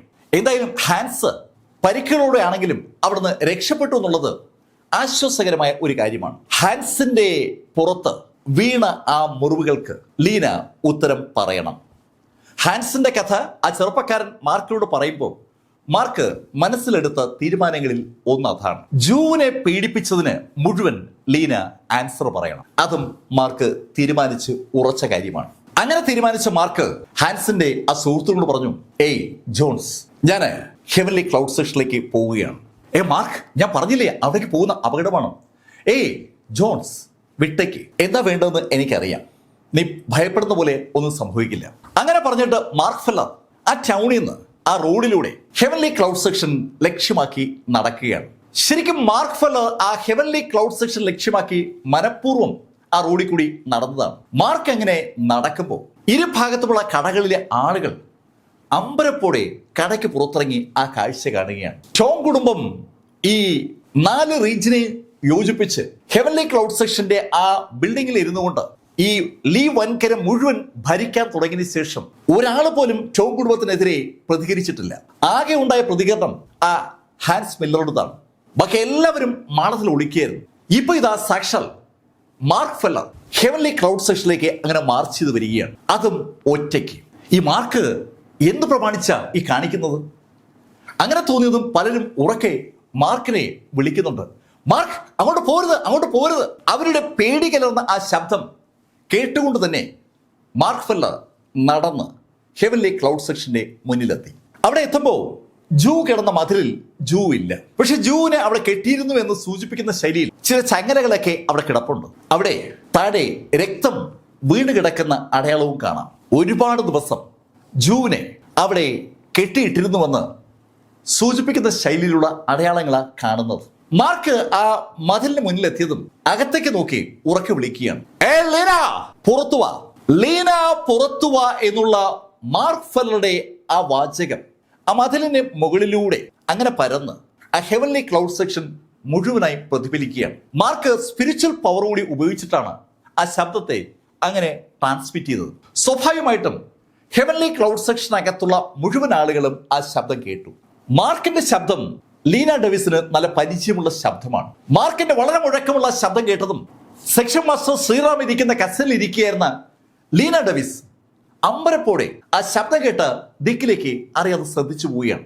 അവളുടെ ഇരുവശത്തുമായി അവളുടെ സബോർഡിനേറ്റ്സ് അങ്ങനെ ഇരിക്കുകയാണ്. എല്ലാ ദിവസവും ഈ ലീ പ്രൊവിൻസിനകത്തുള്ള സകല കാര്യങ്ങളും ഏതൊക്കെ ശൈലിയിൽ മുന്നോട്ട് പോകുന്നുവെന്ന് വിലയിരുത്തുന്ന ഒരു രീതി ലീന ഡേവിസിനുണ്ട്. അവളൊരു അതിശക്തയായ ഭരണാധികാരിയാണ്. ടോം കുടുംബത്തിന്റെ ഒരു സാമന്ത രാജാവിനെ പോലെ അവൾ ഈ 4 പ്രൊവിൻസിന് ചേർത്ത് അടക്കി ഭരിക്കുകയാണ്. അപ്പോഴാണ് പുറത്തുനിന്ന് മുഴക്കമുള്ള പരിചയമുള്ള ആ ശബ്ദം അവളെ തേടി വന്നത്. അവൾ അമ്പരപ്പോടെ ആ ശബ്ദം കേട്ട ദിക്കിലേക്ക് നോക്കുമ്പോൾ ഒരിക്കൽ കൂടി ആ ശബ്ദം അവളെ തേടി വരികയാണ്. ലീന, ഇത് നിന്റെ അവസാനമാണ്. മാർക്കിന്റെ ശബ്ദം വീണ്ടും അങ്ങനെ കേൾക്കുമ്പോഴേക്കും ഒന്ന് രണ്ട് ആളുകൾ ഓടി ലീനയുടെ അടുത്തെത്തി ലീനയോട് പറഞ്ഞു, യുവർ ലോർഡ്, പുറത്ത് ആ മാർക്ക് ഫെല്ലർ വന്നു നിൽക്കുകയാണ്. അത് കേട്ടതും ലീനയുടെ ചൂണ്ടിൽ ഒരു പുഞ്ചിരി വിരിഞ്ഞു. അവൾ ആ വന്ന ആളുകളോട് ചോദിച്ചു, അവനൊപ്പം എത്ര ആളുകളുണ്ട്? അവനൊപ്പം വന്ന സൈന്യം ശരിക്കും ശക്തമാണോ? ലീന ആ ചോദ്യം ചോദിച്ചതും വന്ന ആളുകൾ ലീനയോട് പറഞ്ഞു, യുവർ ലോർഡ്, മാർക്ക് ഒറ്റയ്ക്കാണ് വന്നിരിക്കുന്നത്. മാർക്ക് ഒറ്റയ്ക്കാണ് വന്നിരിക്കുന്നത് കേട്ടതും ലീനയുടെ മുഖത്ത് ശരിക്കും സന്തോഷം ഇങ്ങനെ ഇരച്ചു കയറുകയാണ്. ഒരു പ്രകാശം തന്നെ അവളുടെ മുഖത്തുണ്ടായി. അത് കൊള്ളാം, അത് കൊള്ളാം. അങ്ങനെ പറഞ്ഞുകൊണ്ട് ലീന ഡവിസ് അവിടെ നിന്ന് ആ ഹെവൻലി ക്ലൗഡ് സെക്ഷന്റെ ഗേറ്റ് നേരെ ശരിക്കും ഓടുകയായിരുന്നു. അവർക്കൊപ്പം അനവധി ആളുകളും ഓടിയെത്തി. അവരവിടെ എത്തുമ്പോൾ ഹെവൻലി ക്ലൗഡ് സെക്ഷന്റെ ഗേറ്റിന് പുറത്തു തന്നെ നിൽക്കുകയാണ് മാർക്ക് ഫെല്ലർ. മാർക്ക് ഫെല്ലറെ അകത്തേക്ക് കയറ്റാതെ അനവധി ആളുകൾ അവിടെ അങ്ങനെ നിൽക്കുകയാണ്. മാർക്ക് അവരുടെ നേരെ കൈ ഉയർത്തിയിട്ടില്ല, അവര് മാർക്കിന്റെ നേരെ കൈ ഉയർത്തിയിട്ടില്ല. എപ്പോ വേണമെങ്കിലും ഒരു ഫൈറ്റ് സ്റ്റാർട്ട് ചെയ്യാം, അതാണ് സ്റ്റേജ്. ലീന ആ ഹെവൻലി ക്ലൗഡ് സെക്ഷന്റെ ഗേറ്റിന് മുന്നിൽ എത്തുമ്പോൾ അവിടെ ആ ടോം കുടുംബത്തിലെ റിവേഷൻ ഔട്ട് സ്റ്റേജുകാർ നിരന്ന് നിൽക്കുകയാണ്. അവരെ നോക്കിക്കൊണ്ട് കൈകൾ രണ്ടും പുറകിൽ കെട്ടി സാക്ഷാൽ മാർക്ക് ഫെല്ലർ അങ്ങനെ നിൽക്കുകയാണ്. അവിടേക്കാണ് ലീന എത്തിയത്. ലീന മാർക്കിനെ കണ്ടതും സന്തോഷത്തോടെ മാർക്കിനോട് പറഞ്ഞു, മാർക്ക്, നിന്റെ ഈ ധൈര്യം സമ്മതിക്കാതെ നിർവാഹമില്ല. നിനക്ക് വേണ്ടി ഞങ്ങൾ എത്ര നാളായി വെയിറ്റ് ചെയ്യണമെന്നറിയാവോ? മാർക്ക്, എന്തായാലും നീ വന്നത് എന്തുകൊണ്ടും നല്ല കാര്യമാണ്. അത് കേട്ടതും മാർക്ക് ലീനയോട് ചോദിച്ചു, ഏയ് ലീന, ജൂ എവിടെ? ജൂവോ? മാർക്ക്, ജൂവിനേക്ക് എത്തിക്കേണ്ട സ്ഥലത്ത് ഞാൻ എത്തിച്ചു കഴിഞ്ഞു. ലീന, ഞാൻ വീണ്ടും ചോദിക്കുന്നു, ജൂ എവിടെ? മാർക്ക്, ജൂവിനെ എത്തിക്കേണ്ട സ്ഥലത്ത് എത്തിക്കുമെന്ന് ഞാൻ പറഞ്ഞില്ലേ? മാർക്ക്, ഈ ലീ വൻകരയ്ക്കുള്ളിൽ ഒരുപാട് പ്രോസ്റ്റിറ്റ്യൂഷൻ ഹൗസുകൾ ഉള്ളത് നിനക്കറിയാമല്ലോ. അതിലേറ്റവും മുന്തിയ പ്രോസ്റ്റിറ്റ്യൂഷൻ ഹൗസിലേക്ക് ഞാൻ ജൂനെ അയക്കാൻ പോവുകയാണ്. മാർക്ക്, ഞാൻ പറഞ്ഞല്ലോ, ഏറ്റവും മുന്തിയ സ്ഥലത്തേക്ക് ഞാൻ ജൂനെ അയക്കും. നമ്മള് ജൂനൊരു വിലയൊക്കെ കൊടുക്കണമല്ലോ. വളരെ കൂളായി ലീന ഡവിസ് അത് പറഞ്ഞതും മാർക്ക് കൈ ഒന്ന് ഉയർത്തിയതും ഒരേ നിമിഷത്തിലാണ്. ശരിക്കും മാർക്കിന്റെ കൈ എന്ന് ഉയർന്ന ആ നിമിഷത്തിൽ മാർക്കിന്റെ കയ്യിൽ നിന്ന് അതിശക്തമായ ഒരു സുവർണ പ്രകാശം ലീനയുടെ പുറത്തിടിക്കുകയും ലീന ഒരുപാട് ദൂരേക്ക് തെറിക്കുകയും ചെയ്തു. ആ തുറന്നു കിടക്കുന്ന ഹെവൻലി ക്ലൗഡ് സെക്ഷന്റെ വാതിലിലൂടെ ലീന തെറിച്ചുപോയി അങ്ങ് അകലെയുള്ള ഒരു കെട്ടത്തിന്റെ മതിലിടിച്ച് താഴേക്ക് വീണു. ഒരു ഫുട്ബോൾ പന്ത് ആകാശത്തുള്ള പാഞ്ഞു പോകുമ്പോഴാണ് ലീന യഥാർത്ഥത്തിൽ പാഞ്ഞു പോയത്. ആ മതിലിടിച്ച ലീന താഴേക്ക് വീഴുമ്പോൾ മതില് കൂടി ഇടിഞ്ഞ് ലീനയുടെ പുറത്തേക്ക് വീണു. അമ്പരപ്പിക്കുന്ന, ഞെട്ടിക്കുന്ന ഒരു കാഴ്ചയ്ക്കാണ് ശരിക്കും കാണികൾ വിധേയരായത്. അതെ, കാണികൾ ഇപ്പോൾ അവിടെ ഉണ്ട്. ഹെവൻലി ക്ലൗഡ് സെക്ഷന്റെ മുന്നിലേക്ക് മാർക്ക് ഫെല്ലർ നടന്നു പോകുമ്പോൾ എന്ത് സംഭവിക്കുന്ന അറിയാൻ വേണ്ടി ഇരുഭാഗത്തുമുള്ള കടകളിലെയും വീടുകളിലെയും ആളുകൾ മാർക്കിനെ ഫോളോ ചെയ്ത് ആ ഹെവൻലി ക്ലൗഡ് സെക്ഷന്റെ മുൻഭാഗത്തുള്ള വിശാലമായ മൈതാനത്ത് എത്തിയിരിക്കുകയാണ്. അവിടെ അവർ കണ്ടത് ശരിക്കും അമ്പരപ്പിക്കുന്ന ഒരു കാഴ്ചയാണ്. ഈ സമയത്ത് ഹെവൻലി ക്ലൗഡ് സെക്ഷനകത്തുള്ള ടോം കുടുംബത്തിലെ ആ യോദ്ധാക്കൾ അക്ഷരാർത്ഥത്തിൽ ഞെട്ടിത്തരിച്ചു എന്ന് പറയാം. അവരുടെ സാന്നിധ്യത്തിൽ മാർക്ക് ഫെല്ലർ ആ ലീനയോട് അങ്ങനെ പെരുമാറുമെന്ന് അവരാരും കരുതിയിരുന്നില്ല എന്നതാണ് സത്യം. ലീന ആ ഇടിഞ്ഞു വീണ മതിലിന്റെ കൂമ്പാരത്തിനകത്തുനിന്ന് എണീക്കുമ്പോൾ ഇവിടെ മാർക്ക് ഫെല്ലറെ മുന്നിലുണ്ടായിരുന്ന റിവേഷൻ ഔട്ട് സ്റ്റേജുകാർ ശരിക്കും മാർക്കിനെതിരെ കുതിച്ചു കഴിഞ്ഞു.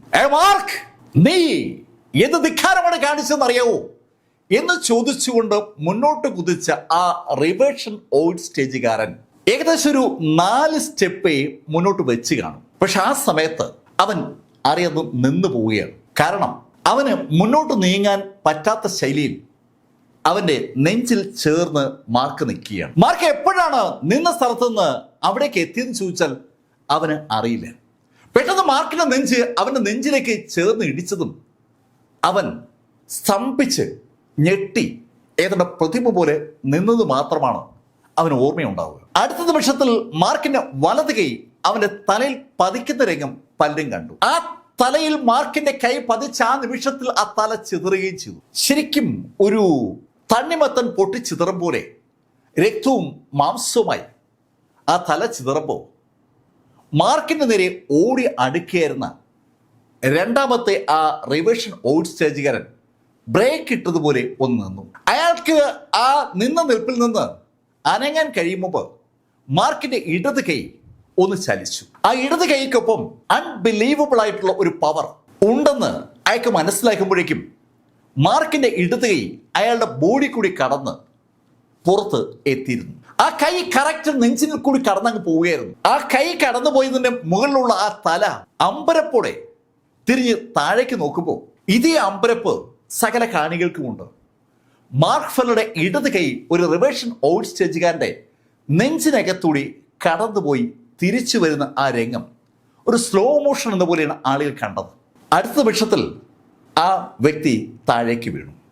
ഒറ്റയിടിക്ക് ആ തലയ്ക്ക് താഴെയുള്ള ഭാഗം ഏതാണ്ട് അപ്രത്യക്ഷമാവുകയാണ്. ആ നെഞ്ചിന് മുകളിലേക്കുള്ള ഭാഗം അടർന്ന് താഴേക്ക് വീണു. മാർക്കിന്റെ കൈ കടന്നുപോയ ഭാഗത്തിന് താഴെയുള്ള ഭാഗവും താഴേക്ക് വീണു. ഇതൊക്കെ കണ്ണഞ്ചിക്കുന്ന വേഗതയിലാണ് സംഭവിച്ചത്. ഏകദേശം 10ഓളം റിവേർഷൻ ഔട്ട് സ്റ്റേജുകാർ ആ ടോം കുടുംബത്തിന്റെ ഭാഗമായി ഗേറ്റിന്റെ മുന്നിലുണ്ടായിരുന്നു. അവരിൽ നിന്ന് 2 പേരാണ് മുന്നോട്ട് കുതിച്ചത്. ആ 2 പേരാണ് ആ നിമിഷത്തിൽ കൊല്ലപ്പെട്ടത്.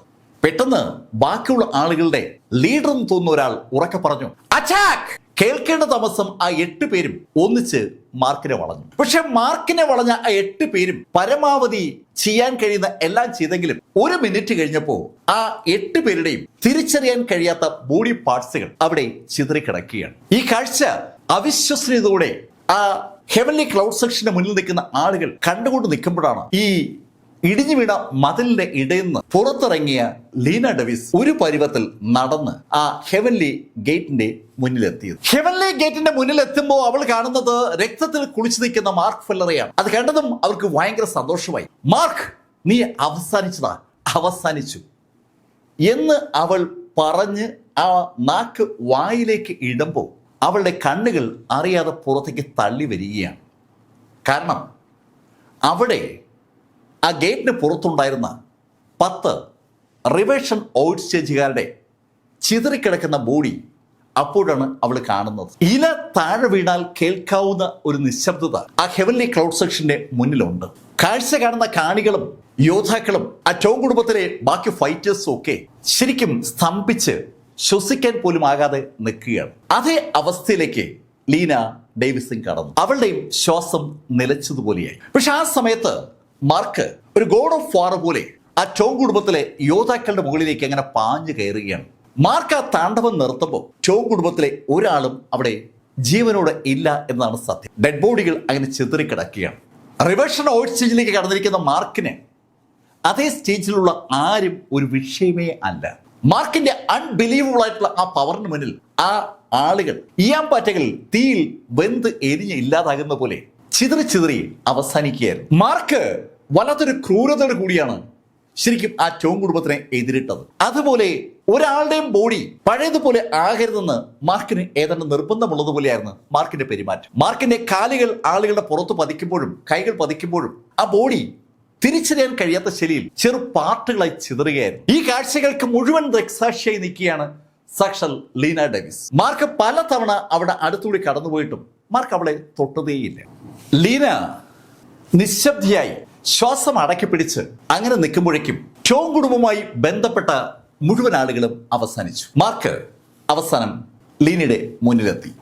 ലീനയുടെ അടുത്തേക്ക് നടന്നു വന്ന മാർക്ക് അവളോട് ചോദിച്ചു, ജൂ എവിടെ? മാർക്ക്, പ്ലീസ് എന്നെ ഒന്നും ചെയ്യരുത്. ലീന, ജൂ എവിടെ? മാർക്ക്, ജൂവിനെ ആ ടോം കുടുംബക്കാർ കൊണ്ടുപോയി. എവിടേക്ക്? അവരുടെ ഫാമിലിയിലേക്കാണ് കൊണ്ടുപോയത്. സെൻട്രൽ പ്ലെയിനിലെ ടോം കുടുംബത്തിലേക്ക് ജൂവിനെ കൊണ്ടുപോയി എന്നാണ് ലീന മാർക്കിനോട് പറഞ്ഞത്. അങ്ങനെ പറഞ്ഞ ലീന ആ നിമിഷത്തിനെ വിറച്ചുകൊണ്ട് മാർക്കിന് മുന്നിലേക്ക് മുട്ടുകുത്തി വീഴുകയും ചെയ്തു. മുട്ടുകുത്തി വീണ് തറയിൽ തല കൊമ്പിട്ട ലീന മാർക്കിനോട് പറഞ്ഞു, മാർക്ക്, പ്ലീസ് എന്നെ ഒന്നും ചെയ്യരുത്. ഞാൻ മാർക്കിനെ എങ്ങനെ വേണമെങ്കിലും സഹായിക്കാം. എനിക്ക് ഈ ടോം കുടുംബവുമായി ബന്ധപ്പെട്ട് ഒരുപാട് കാര്യങ്ങൾ അറിയാം. തല തറയിൽ കൊമ്പിട്ട് മാർക്കിനോട് കരഞ്ഞുകൊണ്ട് ലീന ഡെവിസ് അത് പറയുമ്പോൾ പുറത്ത് ആളുകളുടെ ശരിക്കും അമ്പരപ്പിക്കുന്ന ആഹ്ലാദം നമുക്കവിടെ ദൃശ്യമാവുകയാണ്. ഒരു വല്ലാത്ത ബഹളമാണ് നമ്മളവിടെ കാണുന്നത്. ആളുകളുടെ കൈകൊട്ടിയുള്ള ചിരിയും ഉറക്കുള്ള വിളിയും മാർക്ക് ഫെല്ലർ എന്ന വിളിയും ഒക്കെ അവിടെ കേൾക്കാം. അവരുടെ സതേൺ റീജിയനെ അടക്കി ഭരിക്കാനായി ശ്രമിച്ച ലീന ഡെവിസിന്റെ ദയനീയമായ ആ വീഴ്ച അവർക്ക് ഒരു വല്ലാത്ത സന്തോഷമാണ് ഉണ്ടാക്കിയിരിക്കുന്നത്. ആളുകൾ എങ്ങനെ ആഹ്ലാദത്തോടെ പൊട്ടിച്ചിരിക്കുമ്പോൾ മാർക്ക് ഫെല്ലർ എന്ന വിളി ഉറക്കെ കേൾക്കാൻ കഴിയുന്നുണ്ട്. പലരും പല ശൈലിയിലുള്ള ഡിസ്കഷനും ഇതിനിടയിൽ നടത്തുകയാണ്. മാർക്ക് ഏകദേശം 1 ഡസനോളം റിവേഷൻ ഓയിൽ സ്റ്റേജുകാരെയും 100ഓളം മൈറ്റി ലെവൽ യോദ്ധാക്കളെയുമാണ് കഴിഞ്ഞ 10-15 മിനിറ്റ് കൊണ്ട് അവിടെ കൊലപ്പെടുത്തിയത്. ശരിക്കും ഒരു ഒൺമാൻ ആർമിയുടെ കൂട്ടക്കൊലയാണ് അവിടെ നടന്നത്. മാർക്കിന് മുന്നിൽ മൈറ്റി ലെവലെന്നോ റിവേഷൻ ഓയിൽ സ്റ്റേജ് എന്നോ ഒരു വ്യത്യാസവും ഉണ്ടായിരുന്നില്ല. മാർക്ക് അവരെ തികഞ്ഞ പുച്ഛത്തോടെ അവസാനിപ്പിക്കുന്ന കാഴ്ചയാണ് ആ ഹെവൻലി ക്ലൗഡ് സെക്ഷന് മുന്നിലുണ്ടായിരുന്ന ആളുകളൊക്കെ കണ്ടത്. അത് കണ്ട ആളുകൾ മാർക്കിനെ ശ്രീറാമിനും തമ്മിൽ ശരിക്കും കമ്പയർ ചെയ്തുകൊണ്ടാണ് സംസാരിക്കുന്നത്. സെക്ഷൻ മാസ്റ്റർ ശ്രീറാമിനെ പോലെ മാർക്കും ശക്തനായിരിക്കുകയാണ്. അതെ, മാർക്ക് ശരിക്കും സെക്ഷൻ മാസ്റ്ററെ അതേ പവറിലെത്തിയിരിക്കുകയാണ്. മാർക്ക് ഫെല്ലറെ കുറിച്ചുള്ള ആ ഡയലോഗുകൾ അങ്ങനെ ഉയർന്നു പോകുമ്പോൾ ഇടത് കൈ കൊണ്ട് ലീനയെ എടുത്ത് ആകാശത്തിൽ അങ്ങനെ ഉയർത്തിപ്പിടിച്ച് മാർക്കിന്റെ വലത് കൈയിലേക്ക് ഒരു സുവർണ പ്രകാശം കേന്ദ്രീകരിക്കപ്പെട്ടു. ആ പ്രകാശം മാർക്ക് പെട്ടെന്ന് വിരലിലേക്ക് കേന്ദ്രീകരിച്ചിട്ട് ലീനയുടെ വയറ്റിലേക്ക് ഒന്ന് ചൂണ്ടി. ഒരു കൺട്രോൾഡ് എക്സ്പ്ലോഷൻ ലീനയുടെ വയറിൽ നടന്നു വന്ന് ലീന പെട്ടെന്ന് കൈ രണ്ടും വയറിൽ പൊത്തിപ്പിടിക്കുന്ന കണ്ട ആ നിമിഷത്തിൽ എല്ലാവർക്കും മനസ്സിലായി. മാർക്കിന്റെ വിരൽ തുമ്പിൽ നിന്ന് ഒരു പ്രകാശം ലീനയുടെ വയറിലേക്ക് പോകുന്നത് മാത്രമേ ആളുകൾ കണ്ടുള്ളൂ. ആ നിമിഷത്തിൽ ലീന 2 കൈ കൊണ്ടും അവൾ വയറ് പൊത്തിപ്പിടിച്ചു. വയറ് പൊത്തിപ്പിടിച്ചുകൊണ്ട് ലീന ഉറക്കെ മാർക്കിനോട് ചോദിച്ചു, മാർക്ക്, നീ എന്റെ ഡാഡി തകർത്തു.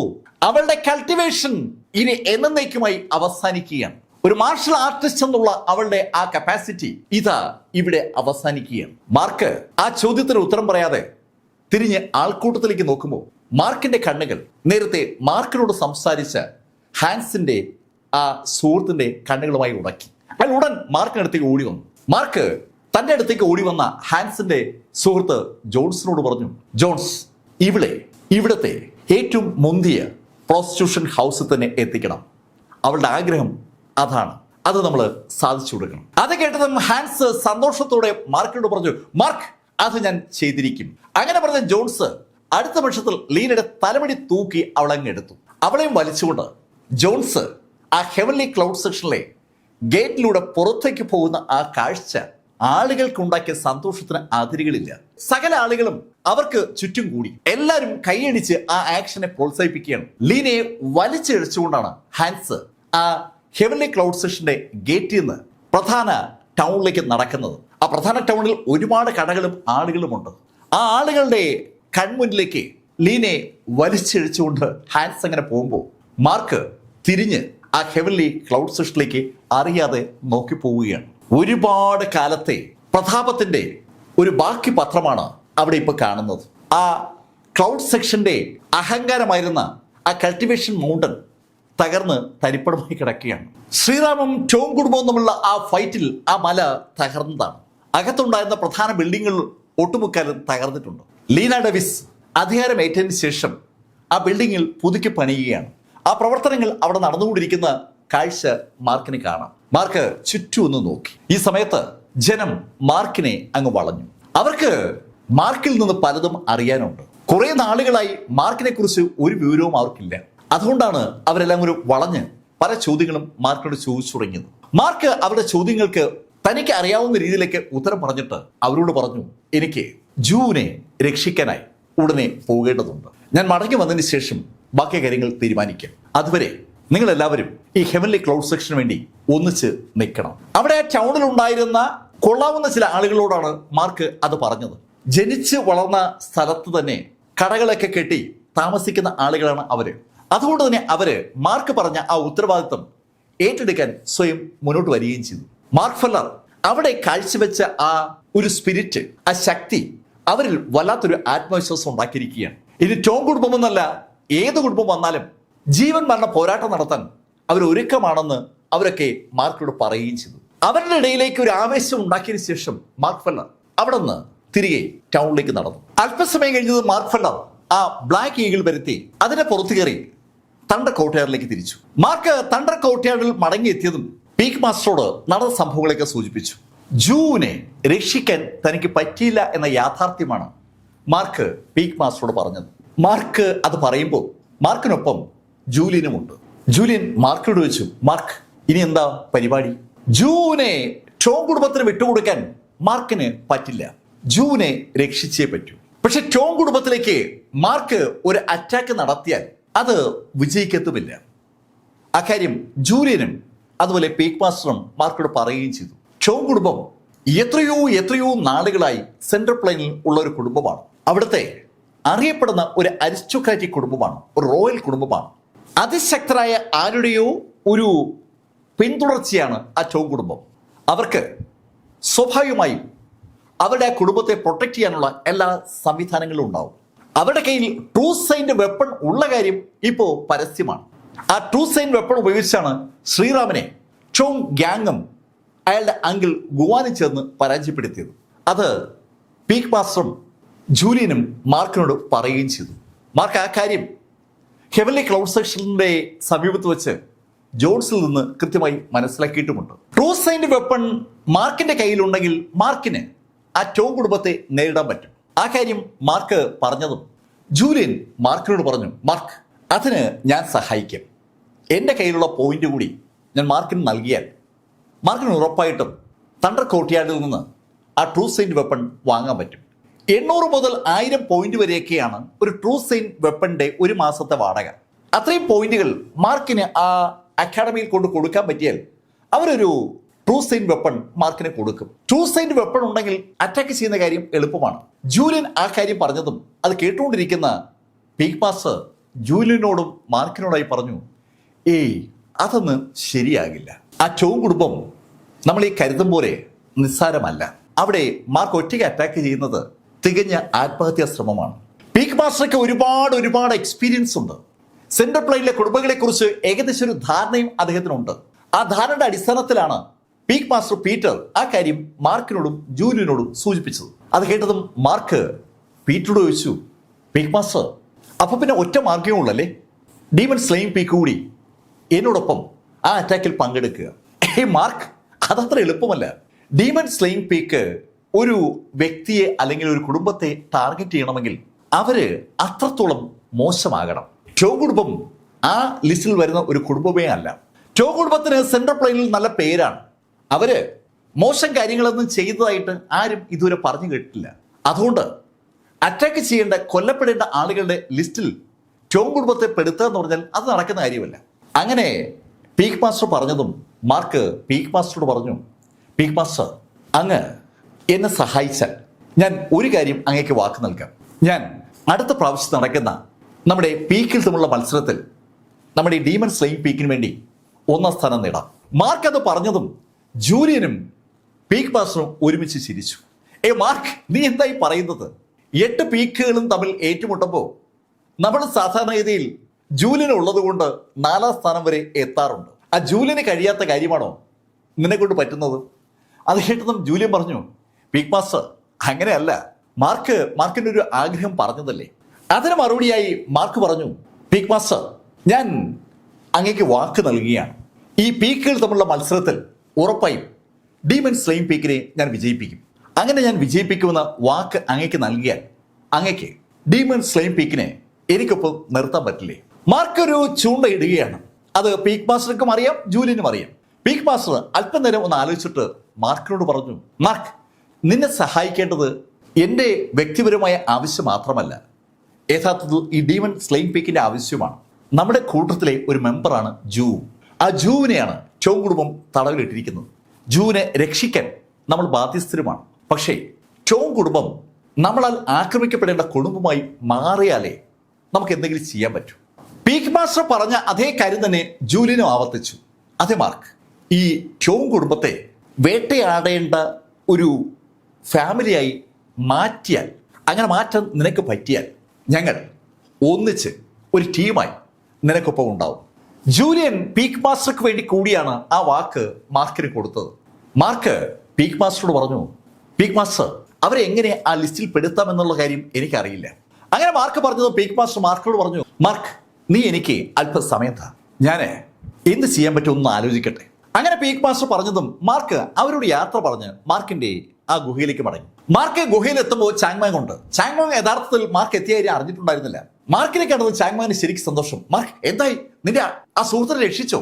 ചാങ് എനിക്ക് അതിനെ പറ്റിയില്ല. അങ്ങനെ പറഞ്ഞതിന് ശേഷം നടന്ന കാര്യങ്ങളൊക്കെ മാർക്ക് ചാങ്മാങ്ങിനോട് പറഞ്ഞു.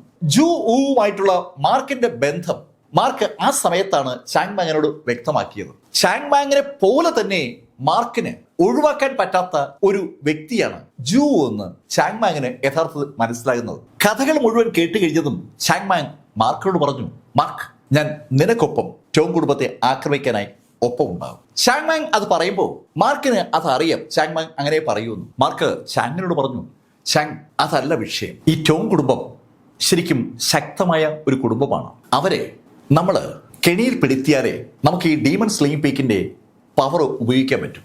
ഡീമൺ സ്ലേയിങ് പീക്കിൽ ഒരുപാട് റിവേഷൻ ഔട്ട് സ്റ്റേജുകാരുണ്ട്. ചാങ്മാങ്ങിനെ പോലെയും മാർക്കിനെ പോലെയും ഒരു വലിയ ടീം ഉണ്ടെങ്കിൽ മാത്രമേ ടോങ് കുടുംബത്തെ ആക്രമിക്കാൻ പറ്റൂ.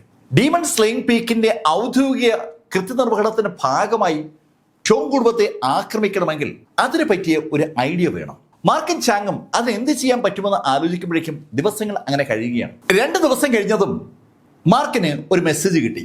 പുതിയ ഹണ്ടിങ് ഓപ്പറേഷൻസിന്റെ ഓപ്പർച്യൂണിറ്റി വന്നിരിക്കുന്നു എന്നാണ് ആ മെസ്സേജിലുള്ളത്. മാർക്കും ചാങ്മാങ്ങും ആ ഓപ്പറേഷൻസ് ഡിവൈഡ് ചെയ്ത് കൊടുക്കുന്ന സ്ഥലത്തെത്തി. അവിടെ അവർ ചെല്ലുമ്പോൾ പീക്ക് മാസ്റ്റർ അവിടെ ഉണ്ട്.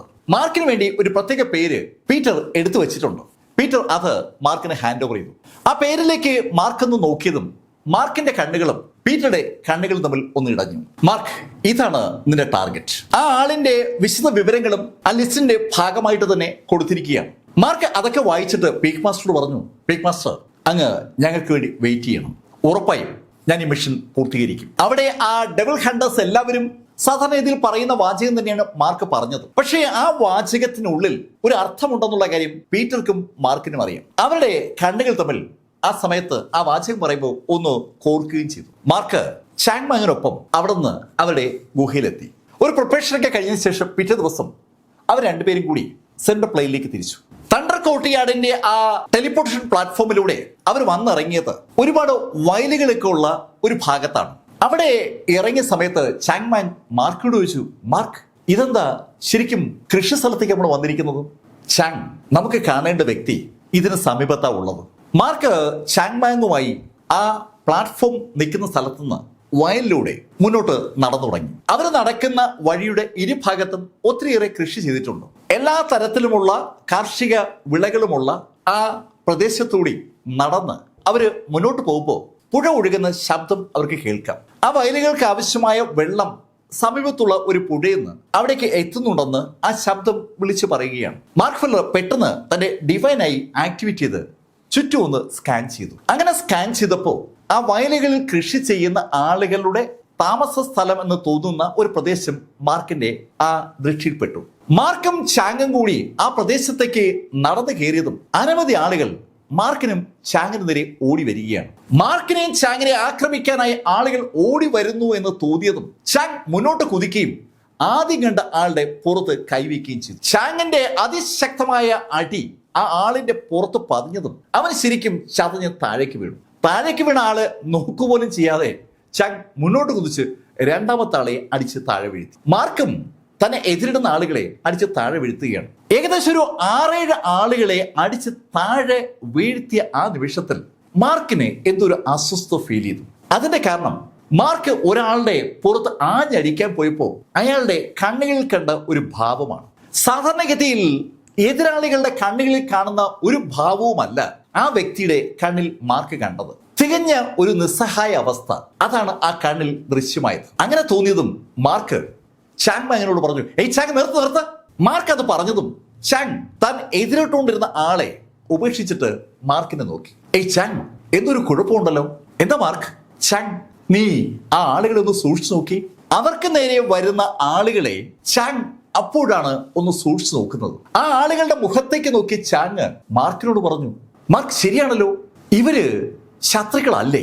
ശത്രുക്കളാണെന്ന് കരുതിയിട്ടാണ് മാർക്കും ചാങ്ങും അവിടെ അവരുടെ അടുത്തേക്ക് ഓടി വന്ന ആളുകളെ ആക്രമിച്ചതും കൊലപ്പെടുത്തിയതും. പക്ഷേ ഇപ്പോ അവർക്ക് നേരെ വരുന്ന ആളുകളുടെ മുഖത്തേക്ക്, പ്രത്യേകിച്ച് കണ്ണുകളിലേക്ക് നോക്കുമ്പോൾ ഒരു നിസ്സഹായ അവസ്ഥ ചാങ്മാങ്ങും കാണുകയാണ്. മാർക്കും ചാങ്ങും ആ ആളുകളെ അവരുടെ പവർ ഉപയോഗിച്ച് തടഞ്ഞു നിർത്തിയ ശേഷം അവരോട് ചോദിച്ചു, ഏയ്, നിങ്ങൾ ആരാ? എന്താ ഇങ്ങനെ?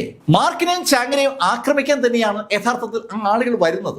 അതുകൊണ്ടാണ് മാർക്കും ചാങ്ങും അവരെ ആക്രമിച്ചതും അവരെ കൊലപ്പെടുത്തിയതും. മാർക്കും ചാങ്ങും ചേർന്ന് സൃഷ്ടിച്ച ആ ഊർജത്തിന്റെ ബാരിയർ അവരെ ഇപ്പോ തടുത്തു നിർത്തിയിരിക്കുന്നതുകൊണ്ടാണ് ഇപ്പോ ആ ചോദ്യം അവർക്ക് ചോദിക്കാൻ പറ്റിയത്.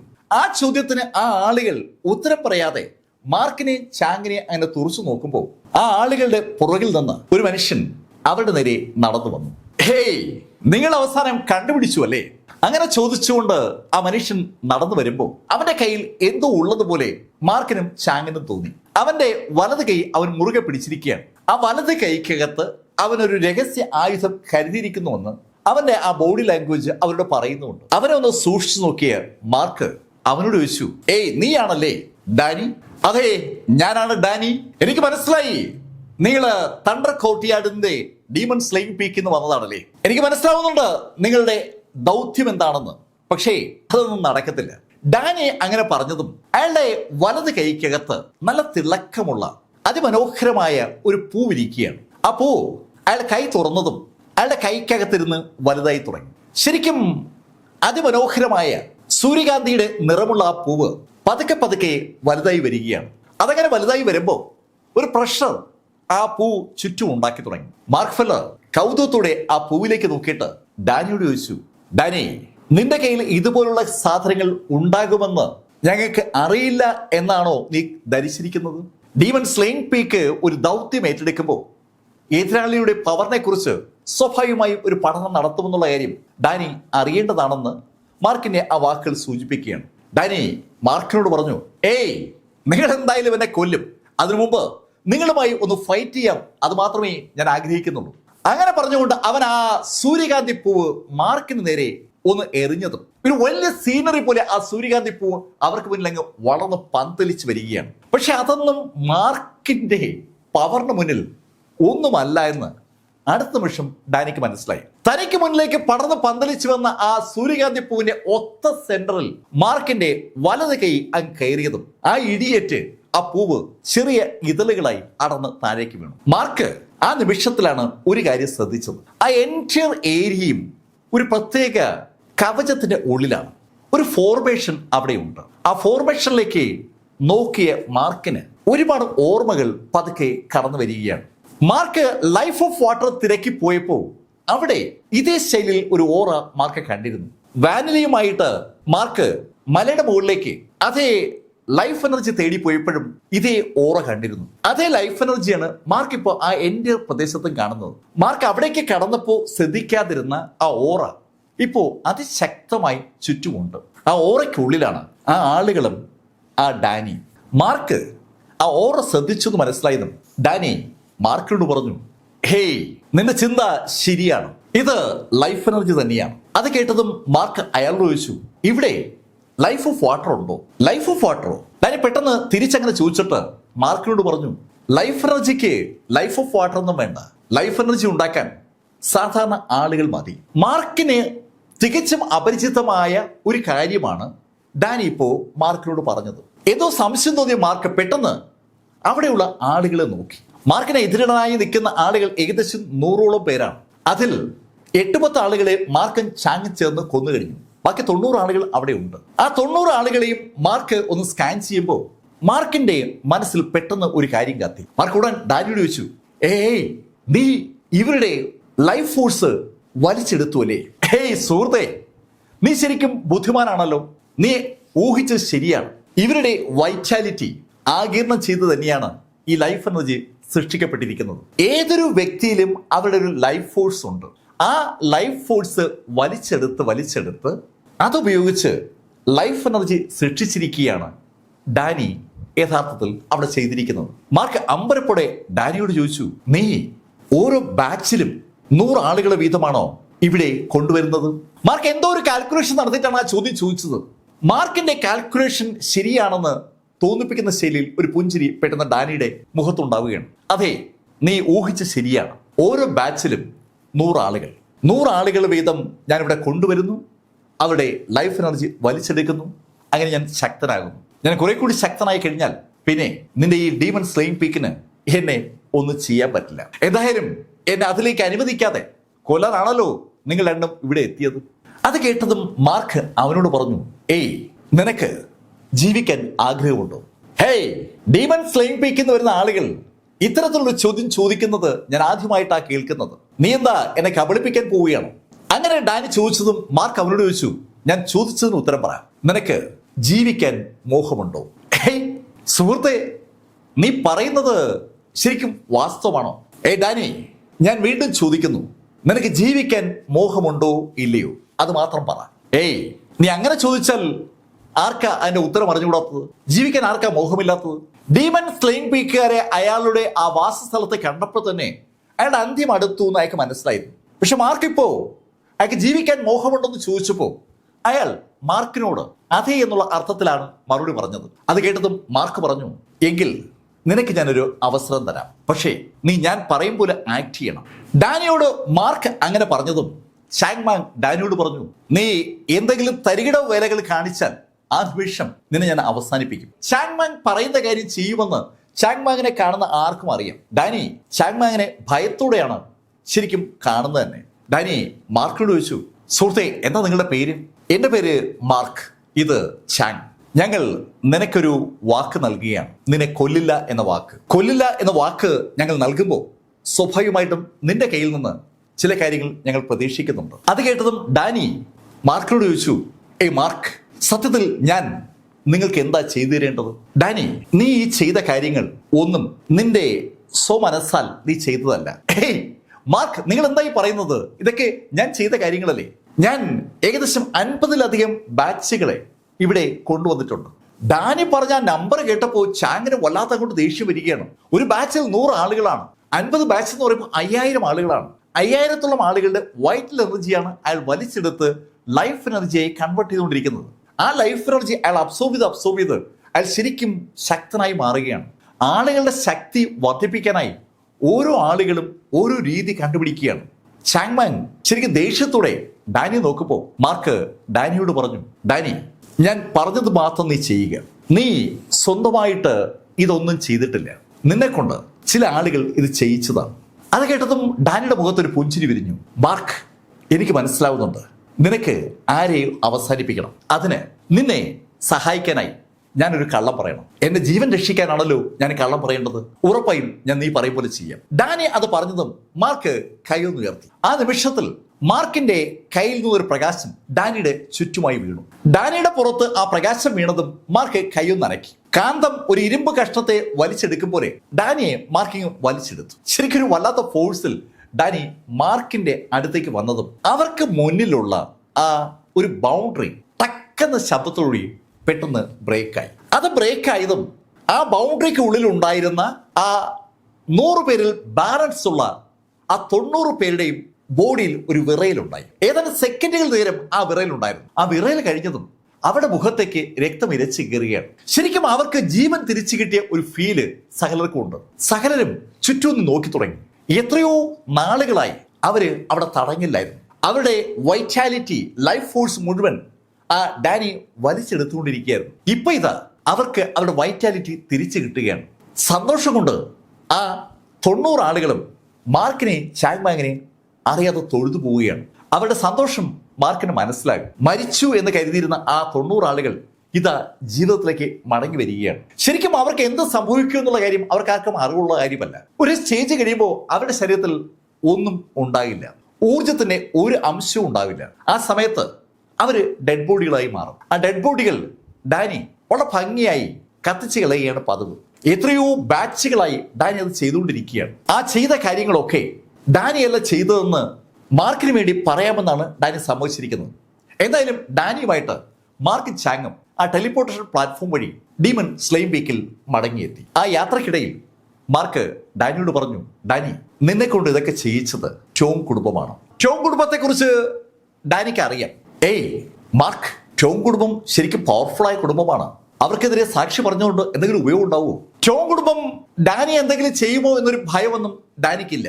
ഡാനിയുടെ ലൈഫ് ഏതെന്ന് അവസാനിച്ചതാണെന്ന് ഡാനിക്ക് അറിയാം. അതുകൊണ്ട് തന്നെ നീട്ടിക്കിട്ടുന്ന ഏതൊരു നിമിഷവും അയാൾക്ക് വളരെ പ്രാധാന്യമുള്ളതാണ്. ഡാനി അത് ചോദിച്ചതും മാർക്ക് ഡാനിയോട് പറഞ്ഞു, ഡാനി, നീ ഈ പറയുന്ന വാക്കുകളിൽ ഉറച്ചു നിന്നാൽ ബാക്കിയൊക്കെ അതിൻ്റെതായ രീതി നടക്കും. അങ്ങനെ ആ ടീം തണ്ടർ കോർട്ട്യാർഡിൽ ടെലിപ്പോർട്ടേഷൻ പ്ലാറ്റ്ഫോമിൽ വന്നിറങ്ങിയതും മാർക്ക് ഡാനിയെ കൊണ്ട് പീക്ക് മാസ്റ്ററെ മുന്നിലെത്തി.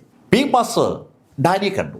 ഡാനിയെ പീക്ക് മാസ്റ്റർ നോക്കുന്നതും മാർക്ക് പീക്ക് മാസ്റ്റർ പറഞ്ഞു, ഇതാണ് ഡാനി, ഇവൻ ശരിക്കും ഒരു ക്രൂരനാണ്. അത് കേട്ടതും ഡാനി പീക്ക് മാസ്റ്റർ പറഞ്ഞു, ക്ഷമിക്കണം, ഞാൻ നിരപരാധിയാണ്. എന്നെ കൊണ്ട് എല്ലാ കാര്യങ്ങളും ചെയ്യിച്ചത് ആ ടോങ് കുടുംബമാണ്. ഏയ്, നീ ചെയ്ത ക്രൂരകൃത്യങ്ങളൊക്കെ ചോ കുടുംബത്തിന്റെ തലയിൽ നീ കെട്ടിവെക്കുകയാണോ? അല്ല മാസ്റ്റർ, അല്ല അല്ല, ആ ചോ കുടുംബം എന്നെ കൊണ്ട് ചെയ്യിച്ചതാണ്. പീക്ക് മാസ്റ്റർ പല രീതിയിലും ഡാനിയെ ചോദ്യം ചെയ്തെങ്കിലും ഡാനി ആ വാദത്തിൽ ഉറച്ചു നിൽക്കുകയാണ്. അവനെ കൊണ്ട് ഈ കാര്യങ്ങളൊക്കെ ചെയ്യിക്കുന്നത് ചോ കുടുംബമാണ്. ചോ കുടുംബത്തിന് ലൈഫ് എനർജി നേടാൻ വേണ്ടി ചോ കുടുംബം ഡാനിയെ കൊണ്ട് ലൈഫ് എനർജി ഉണ്ടാക്കിപ്പിക്കുന്നതാണ്.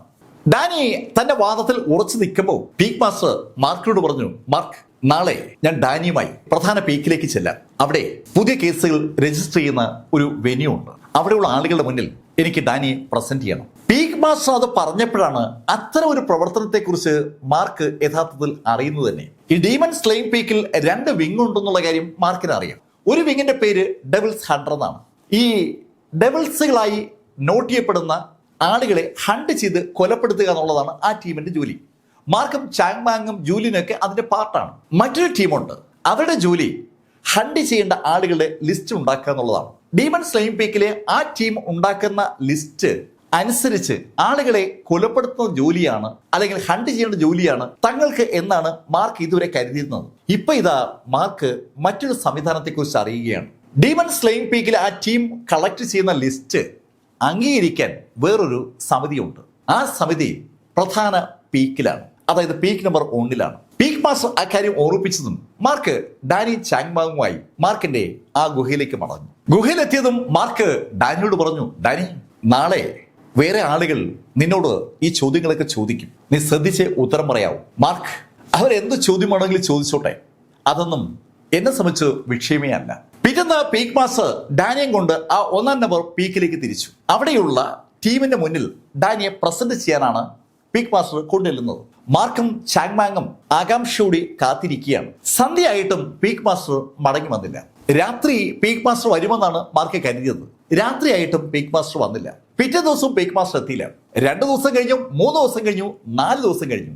മാർക്ക് ശരിക്കും അസ്വസ്ഥനായി തുടങ്ങി. മാർക്ക് ഇടയ്ക്ക് ജൂലിയൻ അടുത്ത് പോയി പീക്ക് മാസ്റ്ററെ കുറിച്ച് തിരക്കുകയും ചെയ്തു. ജൂലിയൻ മാർക്കിനോട് പറഞ്ഞു, മാർക്ക്, ചിലപ്പോഴൊക്കെ ഇങ്ങനെ സംഭവിക്കാറുണ്ട്. ചില കേസുകൾ പ്രസന്റ് ചെയ്യാനായിട്ട് അവിടെ ചെല്ലുമ്പോൾ അവര് ആ കേസുമായി ബന്ധപ്പെട്ട ഒരുപാട് വിവരങ്ങൾ ശേഖരിക്കും. ഹണ്ട് ചെയ്യേണ്ട ലിസ്റ്റിൽ കൊല്ലപ്പെടേണ്ട ആളുകളെ ഉള്ളത്. കൊല്ലപ്പെടേണ്ട ആളുകളെ തീരുമാനിക്കുമ്പോൾ സ്വാഭാവികമായും ഒരു പരിശോധന അനിവാര്യമാണ്. മാർക്കിന് അത് കേട്ടപ്പോൾ ആകെ ടെൻഷനായി. ഡാനി പറയുന്നത് കള്ളമാണെന്ന് അവിടെയുള്ള ആളുകൾ കണ്ടുപിടിക്കുവോ? അതാണ് മാർക്കിന്റെ ഭയം. ചോ കുടുംബത്തെ ആക്രമിക്കാനായി ഡീമൺ സ്ലെയിം പീക്കിൽ നിന്ന് ഒരു ടീമിനെ സംഘടിപ്പിക്കാൻ വേണ്ടിയാണ് മാർക്ക് ഈ കാര്യങ്ങളൊക്കെ ചെയ്യുന്നത്. എന്തായാലും 5-ാമത്തെ ദിവസം പീക്ക് മാസ്റ്റർ ഡാനിയുമായി മടങ്ങിയെത്തി. ശരിക്കും രണ്ടുപേരും നല്ല ക്ഷീണത്തിലാണ്. മാർക്ക് പീക്ക് മാസ്റ്ററെ കണ്ടതും ഓടി പീക്ക് മാസ്റ്റർ അടുത്തേക്ക് ചെന്നു. ഓടി വന്ന മാർക്കിന്റെ ഷോൾഡർ കൈവച്ചിട്ട് ലേശം വിഷമത്തോടെ പീക്ക് മാസ്റ്റർ മാർക്കിനോട് പറഞ്ഞു, മാർക്ക്, എന്തായാലും നമ്മൾ ജയിച്ചു. അത് പറഞ്ഞതും മാർക്ക് പീക്ക് മാസ്റ്റർ അറിയാതെ കെട്ടിപ്പിടിച്ചു പോവുകയാണ്. ശരിക്കും മാർക്ക് വല്ലാത്ത ടെൻഷനിലായിരുന്നു. മാർക്കിനെ ആശ്വസിപ്പിച്ചുകൊണ്ട് പീക്ക് മാസ്റ്റർ മാർക്കിനോട് പറഞ്ഞു, മാർക്ക്, നിനക്ക് അറിയുമോ എന്താ സംഭവിച്ചതെന്ന്? ഇല്ല പീക്ക് മാസ്റ്റർ, എന്താ സംഭവിച്ചത്? മാർക്ക്, ഈ ഡാനിയുടെ ഡിവൈൻ സെൻസിനെ അവർ സ്കാൻ ചെയ്തു. ഡിവൈൻ സെൻസിനെ സ്കാൻ ചെയ്താൽ സ്വാഭാവികമായിട്ടും നമ്മുടെ ഉള്ളിലുള്ള മനസ്സിലുള്ള സകല കാര്യങ്ങളും സ്കാൻ ചെയ്യുന്ന ആൾക്ക് മനസ്സിലാകും. ഇവിടെ ഡാനിയുടെ ഡിവൈൻ സെൻസ് സ്കാൻ ചെയ്തിട്ടും ആ സ്കാൻ ചെയ്ത ആളുകൾക്ക് ഡാനി കള്ളം പറയുന്നതാണെന്ന് മനസ്സിലാക്കാൻ പറ്റിയില്ല എന്നുള്ള യാഥാർത്ഥ്യമാണ് പീക്ക് മാസ്റ്റർ ഇപ്പോൾ മാർക്കിനോട് പങ്കുവച്ചത്. അങ്ങനെ പറഞ്ഞിട്ട് പീക്ക് മാസ്റ്റർ ഡാനിയെ മാർക്കിനടുത്ത് ഏൽപ്പിച്ച് പീക്ക് മാസ്റ്റർ ഗുഹയിലേക്ക് മടങ്ങി. പീക്ക് മാസ്റ്റർ പോയി കഴിഞ്ഞതും മാർക്ക് ഡാനിയോട് ചോദിച്ചു, ഡാനി, നിന്റെ ഡിവൈൻ സെൻസ് സ്കാൻ ചെയ്തിട്ടും അവർക്ക് കണ്ടുപിടിക്കാൻ പറ്റിയില്ലേ? മാർക്ക്, ഈ ശൈലിയിലുള്ള അന്വേഷണങ്ങളൊക്കെ എനിക്ക് പരിചയമുണ്ട്. എനിക്കറിയാം അവര് എന്താണ് ചെയ്യാൻ പോകുന്നത്. അതുകൊണ്ട് തന്നെ ഞാൻ എൻ്റെ ബോധ മനസ്സിനെ ശരിക്കും പരുവപ്പെടുത്തിയിരുന്നു. അതുകൊണ്ട് അവർക്ക് യാഥാർത്ഥ്യം കണ്ടെത്താൻ പറ്റാതെ പോയത്. ഡാനിയുടെ മനസ്സിൽ ഡാനി രൂപീകരിച്ച് വെച്ചിരിക്കുന്ന കാര്യങ്ങൾ മാത്രമാണ് ആ എക്സ്പെർട്ടുകൾ എന്ന് പറയുന്ന ആളുകൾ സ്കാൻ ചെയ്ത പോലും കിട്ടിയത്. ഡിവൈൻ സെൻസ് സ്കാൻ ചെയ്യാനുള്ള കപ്പാസിറ്റി ഒരു വല്ലാത്ത കപ്പാസിറ്റിയാണ്. ശരിക്കും നമ്മളെക്കാൾ ശക്തനായ ഒരാൾക്ക് മാത്രമേ നമ്മുടെ മനസ്സിനെ സ്കാൻ ചെയ്യാൻ പറ്റൂ. ഡാനിയേക്കാൾ പവർഫുൾ ആയ ആളുകളാണ് ഡാനിയെ സ്കാൻ ചെയ്തിരിക്കുന്നത്. എന്നിട്ട് പോലും അവരെ ഡാനിക്ക് വിജയകരമായി പറ്റിക്കാൻ കഴിഞ്ഞിരിക്കുകയാണ്. ഡാനി ഒരു പ്രതിഭാസമാണെന്ന് അത് കേട്ടതും മാർക്കിന് മനസ്സിലായി. മാർക്ക് ഡാനിയുമായി മാർക്കിന്റെ ഗുഹയിലേക്ക് നടക്കുമോ ഡാനി മാർക്കിനോട് പറഞ്ഞു, മാർക്ക്, ഞാൻ നീ പറഞ്ഞ കാര്യങ്ങൾ ചെയ്തിട്ടുണ്ട്, ഇനി എന്നെ വിട്ടൂടെ? അത് കേട്ടതും മാർക്ക് ഡാനിയോട് പറഞ്ഞു, ഡാനി, നിന്നെ ഞാൻ വിടാം, നമുക്ക് തൽക്കാലം ഒരു സ്ഥലം വരെ പോവാം. മാർക്ക്, എവിടേക്കാ പോകുന്നത്? നീ വാ, ഇവിടെ അടുത്ത് ഒരു സ്ഥലം വരെയാണ്. അങ്ങനെ പറഞ്ഞുകൊണ്ട് മാർക്കിന്റെ ആ ഗുഹയിൽ നിന്ന് ഡീമൺ സ്ലെയിം പീക്കിന്റെ പുറത്തെത്തി. ഡാനിയുമായി മാർക്ക് അവിടെ നിന്ന് എത്തിയത് വളരെ വിജനമായ ഒരു പ്രദേശത്താണ്. ആ പ്രദേശത്ത് എത്തിയതും ഡാനി മാർക്കിനോട് ചോദിച്ചു, മാർക്ക്, ഇതൊരു ടെമ്പിൾ അല്ലേ? അതെ, ഇതൊരു ടെമ്പിളാണ്. നല്ല കാര്യങ്ങൾ ചെയ്യുന്നതിന് മുമ്പ് ഇവിടെ വന്നൊന്ന് പ്രാർത്ഥിക്കണം. അങ്ങനെ ഒരു സങ്കല്പമുണ്ട്. അത് കേട്ടത് ഡാനി ചിരിച്ചു. മാർക്ക്, എന്നെ പോലൊരു ചെകുത്താൻ ഇവിടെ വന്ന് പ്രാർത്ഥിച്ചിട്ട് എന്ത് ചെയ്യാനാണ്? അങ്ങനെ ചോദിച്ചുകൊണ്ട് ഡാനി മാർക്കിനൊപ്പം നടക്കുകയാണ്. അവർ രണ്ടുപേരും നടന്ന് മലയുടെ മുകളിലെത്തി. അവിടെ മാർക്ക് പറഞ്ഞതുപോലെ ഒരു ക്ഷേത്രമുണ്ട്. ആ ക്ഷേത്രത്തിന്റെ അടുത്തേക്ക് അവരെത്തപ്പോൾ തന്നെ വല്ലാത്തൊരു നിശബ്ദത അവിടെ ഫീൽ ചെയ്യുന്നുണ്ട്. മാർക്ക് ഡാനിയോട് പറഞ്ഞു, ഇതാണ് സൈലൻസ് ടെമ്പിൾ. നിശബ്ദതയ്ക്ക് വേണ്ടി മാത്രമുള്ള ഒരു ക്ഷേത്രം, അല്ലെങ്കിൽ ആ ക്ഷേത്രത്തിന് ചുറ്റും നിശബ്ദതയായിരിക്കും. എന്തുകൊണ്ടാണ് ആ പേര് ഉണ്ടായതെന്ന് ഡാനി മാർക്കിനോട് ചോദിച്ചില്ല. മാർക്കും ഡാനിയും കൂടി ആ ക്ഷേത്രത്തിന് അടുത്തേക്ക് നടക്കുമ്പോൾ ആ ക്ഷേത്രത്തിനകത്ത് മറ്റാരോ ഉള്ളതുപോലെ മാർക്കിന് തോന്നി. അങ്ങനെ തോന്നിയതും മാർക്ക് ഡാനിയും കൊണ്ട് ഒരു സ്ഥലത്തേക്ക് പതുങ്ങി. അവിടെ പതുങ്ങിയിരുന്നിട്ട് മാർക്ക് അകത്തേക്ക് സൂക്ഷിച്ചു നോക്കി. അകത്ത് ഒരാള് തല കുനിച്ച് ആ ക്ഷേത്രത്തിലെ വിഗ്രഹത്തെ വണങ്ങുന്ന കാഴ്ചയാണ് മാർക്ക് കണ്ടത്. മാർക്ക് പതുക്കെ എണീറ്റ് ഡാനിയുമായി ആ വിഗ്രഹത്തെ വണങ്ങുന്ന ആളിന്റെ അടുത്തേക്ക് വന്നു. ആ ആളല്ലാതെ ആ ക്ഷേത്രത്തിനുള്ളിൽ വേറെ ഒരു മനുഷ്യനുമില്ല. ആ ക്ഷേത്രത്തിന്റെ കോമ്പൗണ്ടിനുള്ളിലേക്ക് മാർക്ക് ഫെല്ലറും ഡാനിയും കൂടി കടക്കുമ്പോൾ മാർക്ക് ശരിക്കും ആ വിഗ്രഹത്തെ വണങ്ങുന്ന ആളെ കണ്ട് ഞെട്ടി എന്ന് തന്നെ പറയാം. അത് സാക്ഷാൽ ബുദ്ധൂസാണ്. ആളുകളെ കൊല്ലുന്നതിൽ ഒരു മടിയുമില്ലാത്ത പെർവേർട്ട് എന്ന് അയാൾ തന്നെ സ്വയം പരിചയപ്പെടുത്തിയ കഥാപാത്രമാണ് ബുദ്ധൂസ്. ആ ബുദ്ധൂസ് ഇതാ ക്ഷേത്രത്തിലെ ശ്രീകോവിലിനെ നോക്കി അകത്തുള്ള വിഗ്രഹത്തിന് മുന്നിൽ വണങ്ങുകയാണ്. മാർക്ക് അറിയാതെ ഉറക്കെ വിളിച്ചു പോവുകയാണ്, ബുദ്ധൂസ്! ശബ്ദം കേട്ട് തിരിഞ്ഞ ബുദ്ധൂസ് കാണുന്നത് മാർക്കിനെയാണ്. മാർക്ക്, നീ എന്താ ഇവിടെ? ബുദ്ധൂസ്, അതാ ഞാനും ചോദിക്കുന്നത്, നീങ്ങളെന്താ ഇവിടെ? മാർക്ക്, നീ കണ്ടില്ലേ, ഞാൻ ഇവിടെ പ്രാർത്ഥിക്കാൻ വന്നതാണ്. ബുദ്ധൂസ്, നീ പ്രാർത്ഥിക്കാനോ? മാർക്ക്, നിനക്കറിയാമല്ലോ ഞാൻ ഒരുപാട് തെറ്റുകൾ ചെയ്തിട്ടുണ്ടെന്ന്. പ്രാർത്ഥിക്കണമെന്ന് തോന്നിയത് കൊണ്ട് ഞാൻ ഇതുവരെ വന്നു, അത്രയേ ഉള്ളൂ. പെട്ടെന്ന് ബുദ്ധൂസ് മാർക്കിനോട് ചോദിച്ചു, അല്ല മാർക്ക്, നീ എന്തിനാ വന്നത്? അങ്ങനെ ബുദ്ധൂസ് ചോദിച്ചതും മാർക്ക് അടുത്ത് നിൽക്കുന്ന ഡാനിയെ ഒന്ന് നോക്കിയിട്ട് ബുദ്ധൂസിനോട് പറഞ്ഞു, ഞാന് ഈ ഡാനിയെ ഇവിടം വരെ കൊണ്ടുവന്നതാണ്. അങ്ങനെ മാർക്ക് പറഞ്ഞതും ബുദ്ധൂസ് ഡാനിയെ ഒന്ന് സൂക്ഷ്മമായി സ്കാൻ ചെയ്തു. മാർക്ക്, ഇവനെന്തിനാ ഇവിടെ കൊണ്ടുവന്നത്? ബുദ്ധൂസ്, ഇവിടെ ഒരു നിലവറയുണ്ടല്ലോ, ആ നിലവറയിൽ ഇവനെ കുറച്ചു ദിവസം സൂക്ഷിക്കാൻ വിചാരിച്ച ഞാൻ കൊണ്ടുവന്നത്. ഇപ്പൊ ഞെട്ടിയത് സാക്ഷാൽ ഡാനിയാണ്. ഞെട്ടിയ ഡാനി പെട്ടെന്ന് മാർക്കിനെ കൈപിടിക്കാൻ ഒരു ശ്രമം നടത്തി. മാർക്ക്, നീ എന്തായി ചെയ്യുന്നത്? നീയല്ലേ പറഞ്ഞത് എന്നെ സ്വതന്ത്രമാക്കാന്ന്? ഡാനി, നിന്നെ ഞാൻ സ്വതന്ത്രമാക്കാം, പക്ഷേ അതിപ്പോ അല്ല. അങ്ങനെ പറഞ്ഞിട്ട് ഡാനിയെ പിടിച്ചുകൊണ്ട് ആ ശ്രീകോവിലിന്റെ പുറകു ഭാഗത്തേക്ക് എത്തിയ മാർക്ക് ഫെല്ലർ അവിടെയുള്ള ഒരു കല്ലിൽ പിടിച്ചു വലിച്ചതും അവിടെ ഒരു നിലവറയുണ്ടായി. മാർക്ക് നേരത്തെ ഒരു തവണ അവിടെ വരികയും ആ നിലവറ നോക്കി വെക്കുകയും ചെയ്തിട്ടുണ്ടായിരുന്നു. ആ കല്ല് വലിച്ചു നീക്കിയ മാർക്ക് ഡാനിയെ ആ നിലവറയ്ക്കുള്ളിലേക്ക് ഒരു ഒറ്റ കയറി. ശരിക്കും താഴേക്ക് ഡാനി പാഞ്ഞു പോകുന്നത് മുകളിൽ നിൽക്കുന്ന മാർക്കിനെ കാണാം. മാർക്ക് ഡാനിയോട് വിളിച്ചു പറഞ്ഞു, നീ കുറച്ചാള് അവിടെ കിടക്ക്. അങ്ങനെ പറഞ്ഞിട്ട് മാർക്ക് അതിവേഗം ആ നിലവറങ്ങ് അടക്കുകയും ചെയ്തു. അങ്ങനെ നിലവറ അടച്ച മാർക്കിന്റെ പവർ ഉപയോഗിച്ച് ആ നിലവറയ്ക്ക് മുകളിൽ ഒരു ഫോർമേഷൻ ഉണ്ടാക്കി. താഴെ നിന്ന് ഡാനി ബലം പ്രയോഗിച്ചാലും ഇനി ആ നിലവറ തുറക്കത്തില്ല. ടോം കുടുംബവുമായി ബന്ധപ്പെട്ട കേസ് തീരുന്നവരെ ഒരു കാരണവശാലും ഡാനി പുറത്തു വരാൻ പാടില്ല. അതാണ് മാർക്കിന്റെ ടാർഗറ്റ്.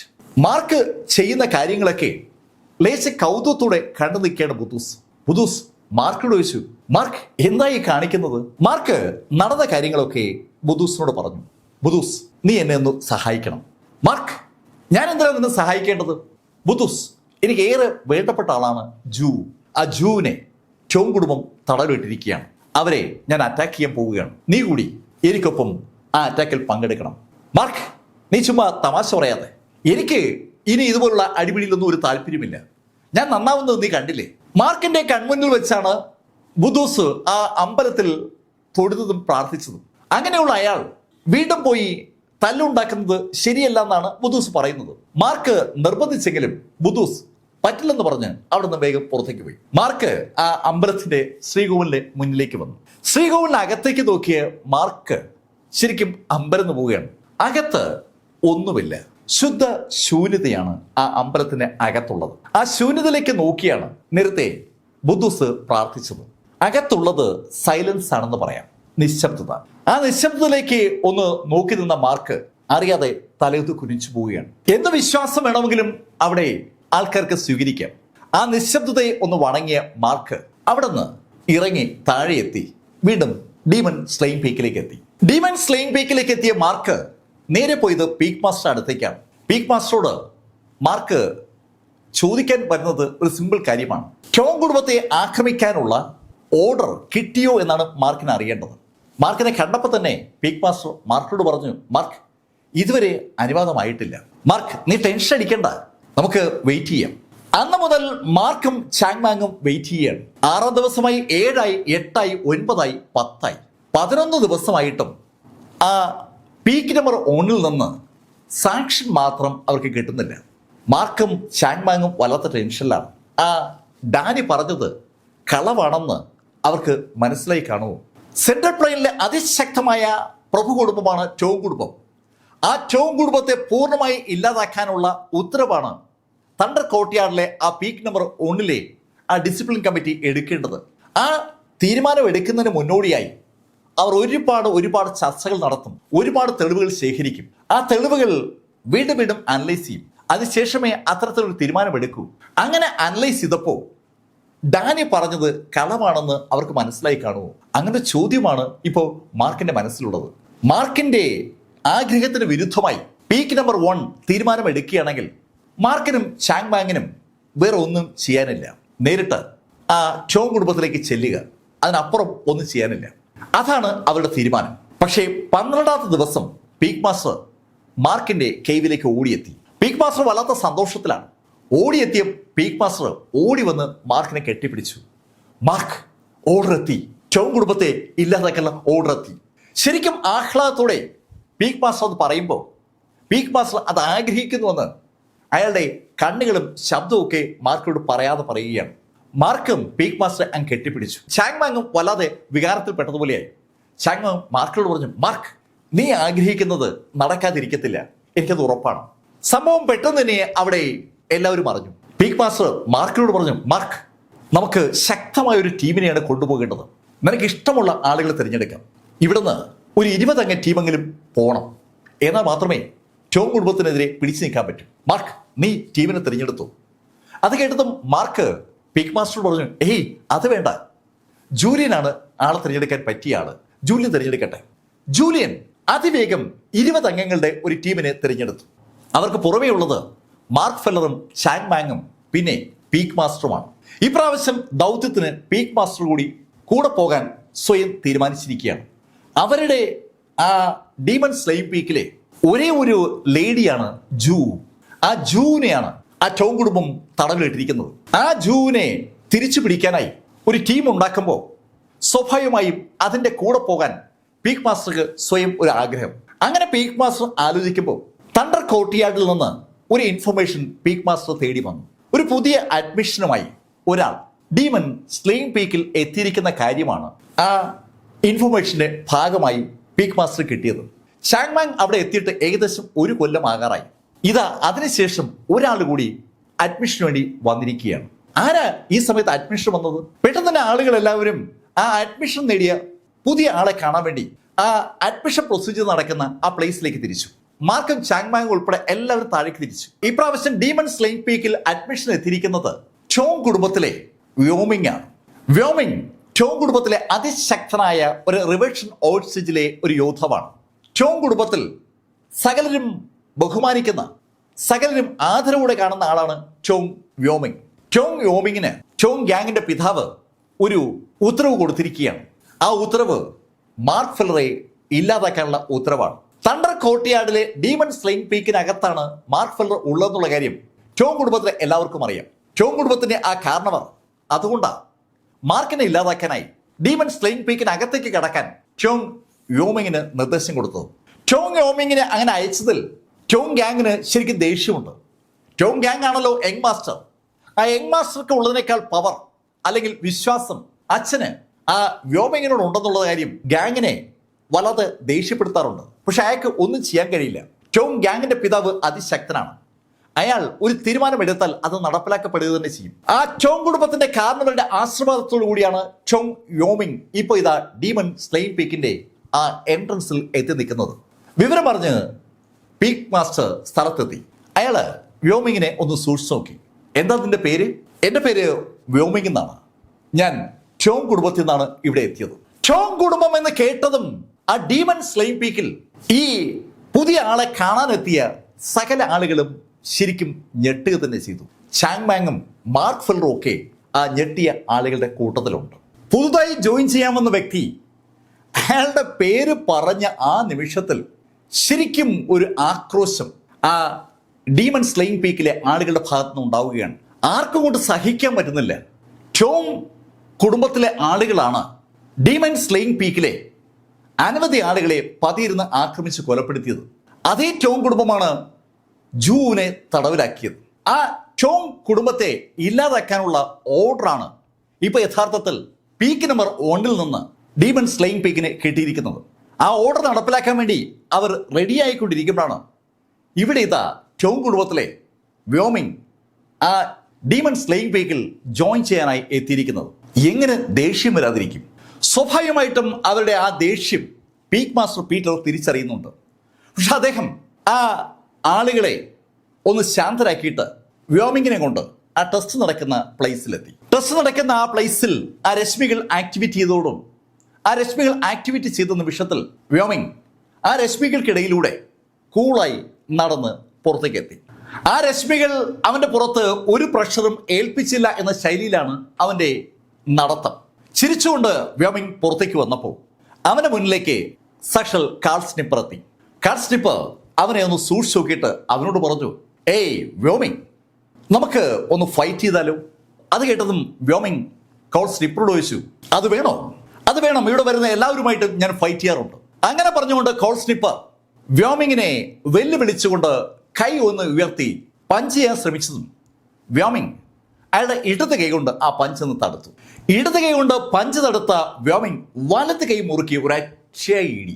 എന്താണ് യഥാർത്ഥത്തിൽ അവിടെ സംഭവിക്കുന്നതെന്ന് ആളുകൾക്ക് മനസ്സിലാക്കും മുമ്പ് കാൾ സ്നിപ്പർ ഇടിയേറ്റ് ദൂരേക്ക് തെറിച്ചു.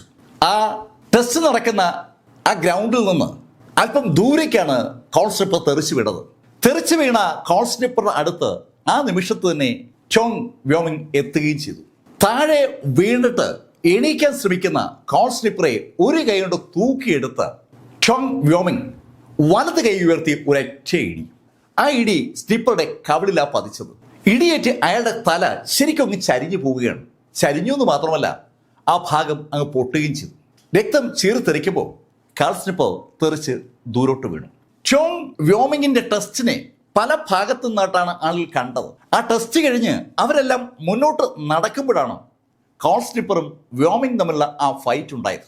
ശരിക്കും അമ്പരപ്പിക്കുന്ന വേഗതയിൽ വ്യോമിങ് സ്നിപ്പറെ ഇടിച്ച് തെറിപ്പിച്ചത് മാത്രമല്ല, ഗുരുതരമായി പരിക്കേൽപ്പിക്കുകയും ചെയ്തിരിക്കുകയാണ്. ദൂരേക്ക് തെറിക്കുന്ന സ്നിപ്പറുടെ വായിന്ന് ചോര തെറിക്കുന്ന വിഷ്വൽ കൃത്യമായും പലരും കണ്ടു. ആ കാഴ്ച കണ്ട ചാങ് മാങ് മുന്നോട്ട് കുതിച്ചു. അതേ സമയത്ത് തന്നെ മാർക്ക് ഫെല്ലർ മുന്നോട്ട് കുതിക്കുകയാണ്. മുന്നോട്ട് കുതിച്ച മാർക്ക് ഫെല്ലർ ഓടിയെത്തിയത് കാൾ സ്നിപ്പറുടെ അടുത്താണ്. മാർക്ക് ഓടി വന്ന് കാൾ സ്നിപ്പറെ തൂക്കിയെടുത്തു. സ്നിപ്പറുടെ വായ്ക്കുഴി രക്തം ഒലിക്കുന്നുണ്ട്.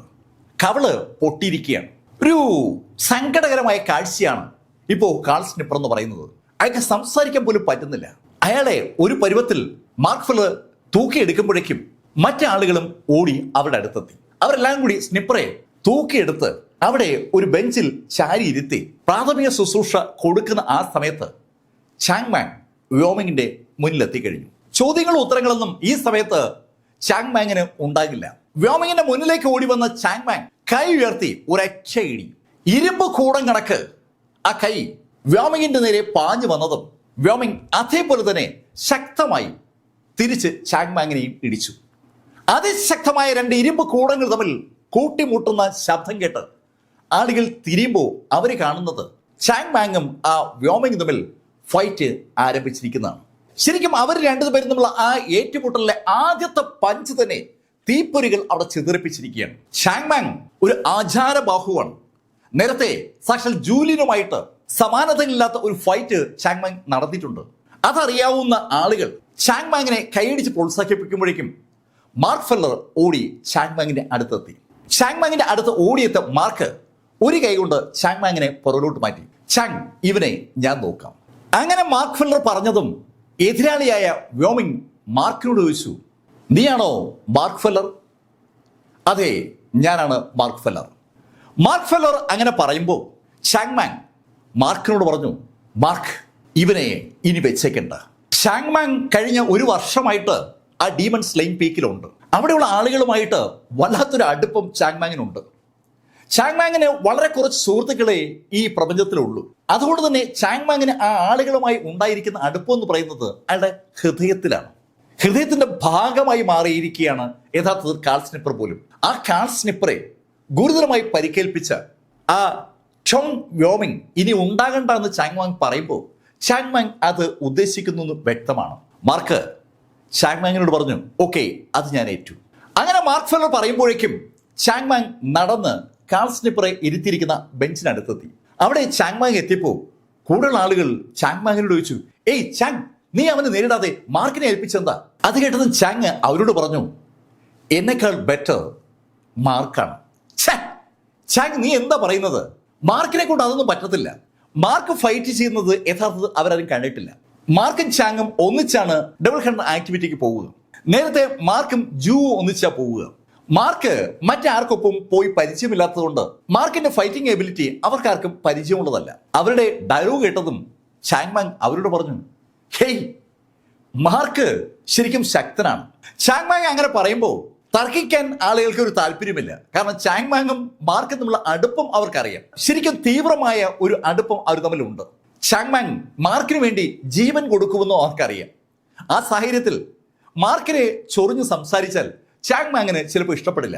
അതുകൊണ്ട് ആളുകൾ നിശബ്ദരാകുമ്പോൾ അവിടെ വ്യോമിങ്ങും മാർക്കും മുഖാമുഖം നിൽക്കുകയാണ്. മാർക്ക് ഫെല്ലർ സ്വയം പരിചയപ്പെടുത്തിയതും വ്യോമിങ് മാർക്കിനോട് പറഞ്ഞു, മാർക്ക്, നിനക്ക് ഞാനൊരു ഗിഫ്റ്റ് കൊണ്ടുവന്നിട്ടുണ്ട്. ഗിഫ്റ്റോ? അതെ, ഗിഫ്റ്റ്. അങ്ങനെ പറഞ്ഞ വ്യോമിങ് അയാളുടെ മാന്ത്രിക നിലവറയിൽ നിന്ന് ഒരു ബോക്സ് പുറത്തെടുത്ത് മാർക്കിന്റെ കയ്യിലേക്ക് കൊടുത്തു. മനോഹരമായ ഒരു ഗിഫ്റ്റ് ബോക്സ് ആണ് മാർക്കിന്റെ കയ്യിൽ അയാൾ വെച്ചു കൊടുത്തത്. രണ്ടുപേരും തമ്മിലുള്ള ഫൈറ്റിന് സാക്ഷിയാകാനായി ആളുകൾ കാത്തിരിക്കുമ്പോൾ ഇതാ ചോങ് വ്യോമിങ് മാർക്ക് ഫെല്ലർക്ക് ഒരു ഗിഫ്റ്റ് കൊടുക്കുകയാണ്. മാർക്ക് ആ ഗിഫ്റ്റ് ബോക്സ് ഒന്ന് തുറന്നു. ആ ഗിഫ്റ്റ് ബോക്സ് തുറന്ന മാർക്ക് പെട്ടെന്ന് ആ ബോക്സ് അടച്ചു. ബോക്സ് അടച്ച മാർക്ക് അതേ വേഗതയിൽ ആ ബോക്സ് താഴേക്ക് വെക്കുകയും ചെയ്തു. താഴേക്ക് ആ ബോക്സ് വെച്ച ആ നിമിഷത്തിന്റെ മാർക്ക് ഫെല്ലർ മുന്നോട്ട് കുതിക്കുന്നതാണ് ആളുകൾ കണ്ടത്. എന്താണ് സംഭവിക്കുന്നതെന്ന് ആൾക്ക് ഒരു പിടിയില്ല. മുന്നോട്ട് കുതിക്കുന്ന മാർക്ക് ഫെല്ലർക്ക് ചുറ്റുമായി ഒരു സുവർണ പ്രകാശം പരക്കുന്നതാണ് ആളുകൾ കണ്ടത്. മാർക്കിന്റെ ബോഡിക്ക് ചുറ്റും സുവർണ പ്രകാശം പരക്കുന്ന കാഴ്ച അവരാരും കണ്ടിട്ടുള്ളതല്ല. മാർക്കിന്റെ ബോഡിക്ക് ചുറ്റുമുണ്ടായ ആ സുവർണ പ്രകാശം ശരിക്കും തീവ്രമായി മാർക്കിന്റെ വലത് കൈയിലേക്ക് കയറി വരുമ്പോഴേക്കും മാർക്കിന്റെ കൈ മാർക്ക് ചുരുട്ടിക്കഴിഞ്ഞിരുന്നു. ആ ചുരുട്ടിക്കഴിഞ്ഞ കൈയുമായി മാർക്ക് ചാടി ഉയർന്ന് ഒരൊറ്റ ഇടി. കണ്ണഞ്ചിക്കുന്ന വേഗതയിൽ ലൈൻ വേർഡ് ഫോർമുലയിൽ കയറിയാണ് മാർക്ക് ഫെല്ലർ വ്യോമിങ്ങിന്റെ മുന്നിലെത്തിയതും ഇടിച്ചതും. മാർക്ക് മുന്നോട്ട് കുതിക്കുന്നത് യഥാർത്ഥത്തിൽ വ്യോമിങ് കണ്ടതാണ്. മാർക്കിന് ഗിഫ്റ്റ് കൊടുത്തതിന് ശേഷം അയാൾ ഏതാനും അടി പുറകോട്ട് മാറി നിൽക്കുമ്പോഴാണ് ഇതൊക്കെ സംഭവിക്കുന്നത്. വ്യോമിങ്ങിന് ഒരു കണക്കുകൂട്ടൽ ഉണ്ടായിരുന്നു മാർക്ക് അയാളുടെ മുന്നിലേക്ക് എത്തുന്ന സമയത്തെക്കുറിച്ച്. പക്ഷെ അതിനെ മറികടന്നുകൊണ്ട് മാർക്ക് കണ്ണഞ്ചിക്കുന്ന വേഗതയിൽ വ്യോമിങ്ങിന്റെ മുമ്പിലെത്തുകയും വ്യോമിങ്ങിന്റെ പുറത്ത് ഇടിക്കുകയും ചെയ്തു.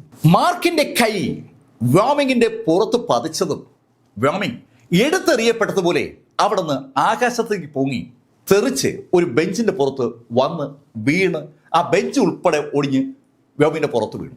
ഈ കാഴ്ച സ്വാഭാവികമായിട്ടും കാൾ സ്നിപ്പർക്ക് ചുറ്റുമിരിക്കുന്ന ആളുകളിൽ വല്ലാത്തൊരു അമ്പരപ്പുണ്ടാക്കിയിരിക്കുകയാണ്.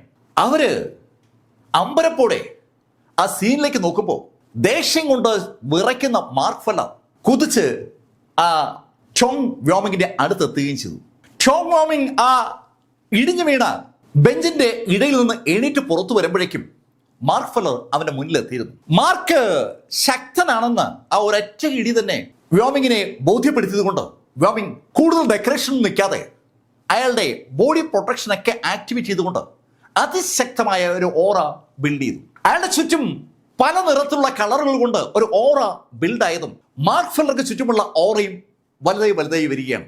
ശക്തമായ ആ രണ്ട് ഓറകളും പരസ്പരം ഒന്ന് ചേരുമ്പോൾ അവിടെ തീപ്പുരകൾ ചിതറുകയാണ്. ശരിക്കും തരംഗങ്ങൾ ഉതിർക്കപ്പെടുകയാണ്. അതിശക്തമായ പ്രഷർ സകല സ്ഥലത്തേക്കും അനുഭവപ്പെട്ടതും കോൾ സ്നിപ്പറെ എടുത്തുകൊണ്ട് ആ സുഹൃത്തുക്കൾ കുറച്ച് ദൂരോട്ട് മാറി. പീക്ക് മാസ്റ്റർ ഉൾപ്പെടെ സകലരും പുറകോട്ട് മാറിപ്പോവുകയാണ്. ജൂലിയൻ ഉൾപ്പെടെ പുറകോട്ട് മാറി. കാരണം അവരെ പുറകോട്ട് മാറ്റിപ്പിക്കത്തക്ക ശൈലിയിലുള്ള പ്രഷറാണ് ആ തുറസായ സ്ഥലത്ത് ഇപ്പോൾ അനുഭവപ്പെടുന്നത്. അതിശക്തരായ രണ്ട് റിവേർഷൻ ഓൾ സ്റ്റേജുകാർ പരസ്പരം ഏറ്റുമുട്ടുകയാണെന്നൊരു തോന്നൽ പലർക്കും ഉണ്ടായി. മാർക്ക് റിവേർഷൻ ഓൾ സ്റ്റേജിലേക്ക് കടന്ന കാര്യം ഇപ്പോഴും ഡീമൺ സ്ലെയിം പീക്കിലെ പലർക്കും അറിയത്തില്ല. ഇമോർട്ടൽ എംബറുടെ ആ ഗ്രേവിന് അടുത്ത് മാർക്ക് സെക്ലൂഷനിൽ ബ്രേക്ക് ത്രൂവിന് ശ്രമിക്കാൻ പോയ കാര്യം പലർക്കും അറിയാം. പക്ഷേ മേഘങ്ങൾ വന്നതോ ട്രിബുലേഷൻ നടന്നതോ ഒന്നും അവർക്ക് കാണാൻ പറ്റുമായിരുന്നില്ല.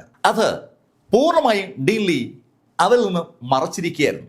ശരിക്കും ഒരു മിസ്റ്റിക് വേൾഡിനകത്താണ് മാർക്കിന്റെ ആ ബ്രേക്ക് ത്രൂ നടത്തിയെടുത്തത്. അതുകൊണ്ട് തന്നെ മാർക്ക് ഫെല്ലർക്ക് ചുറ്റുമായി ഉണ്ടാകുന്ന ആ ഓറ അവരെയൊക്കെ ശരിക്കും അമ്പരപ്പിച്ചിരിക്കുകയാണ്. വ്യാമിങ് പെട്ടെന്നാണ് അയാളുടെ കൈയൊന്ന് ഉയർത്തിയത്. മൾട്ടി കളറിലുള്ള ഒരു പ്രകാശത്തിന്റെ ഒരു വൃത്തം അയാളുടെ കൈക്ക് ചുറ്റുമുണ്ടായി. ആ വൃത്തം അതിവേഗതയിൽ മാർക്ക് ഫെല്ലർക്ക് നേരെ പാഞ്ഞു വരുമ്പോൾ മാർക്ക് സകല ദേഷ്യവും ഉള്ളിൽ ഒതുക്കിക്കൊണ്ട് ഒരു ഒറ്റയിടി അതിശക്തമായ മാർക്കിന്റെ ആ പഞ്ച് ആ വൃത്തത്തെ തകർത്ത് തരിപ്പണമാക്കുമ്പോൾ അതിന്റെ ഫലമായി വ്യോമിങ് ഒന്നിന് സ്റ്റെപ്പ് പുറകോട്ട് മാറി. അയാള് ഒരു ശക്തനാണ്. ചോങ് കുടുംബത്തിന്റെ ദ ഒണാൻഡുള്ളി വ്യോമിങ് എന്നാണ് എല്ലാവരും പറയുക. ആ വ്യോമിങ് ആണ് മാർക്കിന്റെ ഇടിയേറ്റ് ഏതാനും അടി പുറകോട്ട് മാറിയത്. വ്യോമിങ് പുറകോട്ട് മാറിയതും പീക്ക് മാസ്റ്റർ ഓടി അവിടെ മുന്നിലേക്ക് വന്നു.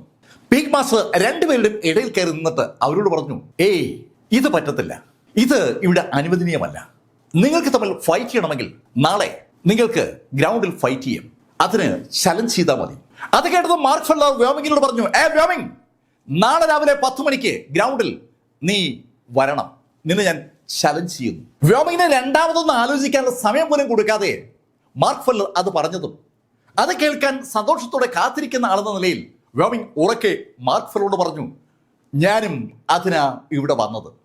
മാർക്ക് ഫെല്ലർ, നാളെ രാവിലെ 10 മണിക്ക് നിന്നെ ഞാൻ ഗ്രൗണ്ടിൽ പ്രതീക്ഷിക്കും, നീ വരണം. മാർക്ക് ഫെല്ലർ വ്യോമിങ്ങിനെ കുറിച്ച് കൂടുതൽ അറിയുമ്പോൾ മുങ്ങാനുള്ള സാധ്യതയുണ്ടെന്ന് വ്യോമിങ്ങിന് അറിയാം. അതുകൊണ്ടാണ് വ്യോമിങ് അങ്ങനെ എടുത്തു പറഞ്ഞത്. അത് കേട്ടതും മാർക്ക് അയാളോട് പറഞ്ഞു, അതെ, അതാണ് എനിക്കും പറയാനുള്ളത്. നാളെ രാവിലെ 10 മണിക്ക് നീ അവിടെ ഉണ്ടാകണം, ഇല്ലെങ്കിൽ നിന്റെ വീട്ടിലേക്ക് ഞാൻ വന്ന് നിന്നെ അവിടെ ഇട്ട് തല്ലിക്കൊല്ലും. ഡയലോഗ് പ്രസന്റേഷനിൽ മാർക്ക് ഒരാളുടെ പിന്നിലല്ലെന്ന് അത് കേട്ട ഡീമൺ സ്ലെയിം പീക്കിലെ ആളുകൾക്കൊക്കെ മനസ്സിലായി. അവര് ഉറക്കെ കൈയടിച്ചു. എന്തായാലും ആ വിഷയം അവിടെ അവസാനിച്ചു. വ്യോമിങ്ങിന് സ്വാഭാവികമായിട്ടും താമസിക്കാനുള്ള ഒരു സ്ഥലം അറേഞ്ച് ചെയ്ത് കിട്ടി. അയാള് ആ ഗുഹയിലേക്ക് പോയതും മാർക്ക് ഫെല്ലർക്ക് ചുറ്റുമായി ഡീമൺ സ്ലെയിം പീക്കിലെ ആളുകൾ ഒന്നിച്ചു കൂടുകയാണ്. മാർക്ക്, എന്തൊരു ഷോയാ നീ നടത്തിയത്? അങ്ങനെ പറഞ്ഞത് സാക്ഷൽ സോങ് ബായി ആണ്. സോങ് ബായി അങ്ങനെ പറയുമ്പോൾ മാർക്ക് ഒന്ന് പുഞ്ചിരിക്കുക മാത്രം ചെയ്തു. അങ്ങനെ പുഞ്ചിരിച്ചിട്ട് മാർക്ക് ഫെല്ലർ വ്യോമിങ് കൊടുത്ത ബോക്സുമായി അതിവേഗം മാർക്കിന്റെ ആ ഗുഹയിലേക്ക് നടന്നു. കോൾ സ്നിപ്പറെ ആളെല്ലാം കൂടെ തൂക്കിയെടുത്ത് അവന്റെ ഗുഹയിലേക്ക് കൊണ്ടുപോവുകയാണ്. മാർക്ക് ഗുഹയുടെ അടുത്ത് എത്താറായതും പീക്ക് മാസ്റ്റർ ഓടി മാർക്കിന്റെ അടുത്തെത്തി. മാർക്ക്, എന്താ സംഭവിച്ചത്? ആ പെട്ടിയിൽ എന്താ ഉള്ളത്?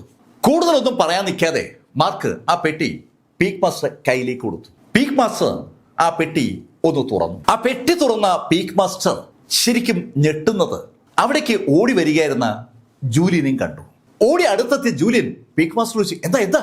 നിശബ്ദനായി ഒന്നും മിണ്ടാതെ പീക്ക് മാസ്റ്റർ ജൂലിയനെ ആ തുറന്ന പെട്ടി കാണിച്ചു. ജൂലിയനും പീക്ക് മാസ്റ്ററും ആ പെട്ടിയിൽ കാണുന്നത് സാക്ഷാൽ ജൂവിന്റെ വെട്ടിയെടുക്കപ്പെട്ട ഒരു കൈയാണ്. ജൂവിന്റെ കൈ മുട്ടിന് മുകളിൽ വെച്ച് മുറിച്ച് മാറ്റിയിരിക്കുകയാണ്. ജൂവിന്റെ കൈ അവർക്കൊക്കെ പരിചയമുള്ളതാണ്. ആ ബോക്സിനകത്ത് ഒരു വാചകമുണ്ട്, മാർക്ക് ഫെല്ലർ, ജൂവിന്റെ ഇടത് കൈയാണ് നിനക്ക് വേണ്ടി ഞങ്ങൾ അയക്കുന്നത്. നിനക്ക് ആഗ്രഹമുണ്ടെങ്കിൽ വലത് കൈ കൂടി അയച്ചു തരാം. സ്നേഹപൂർവ്വം ചോങ് ഗ്യാങ്.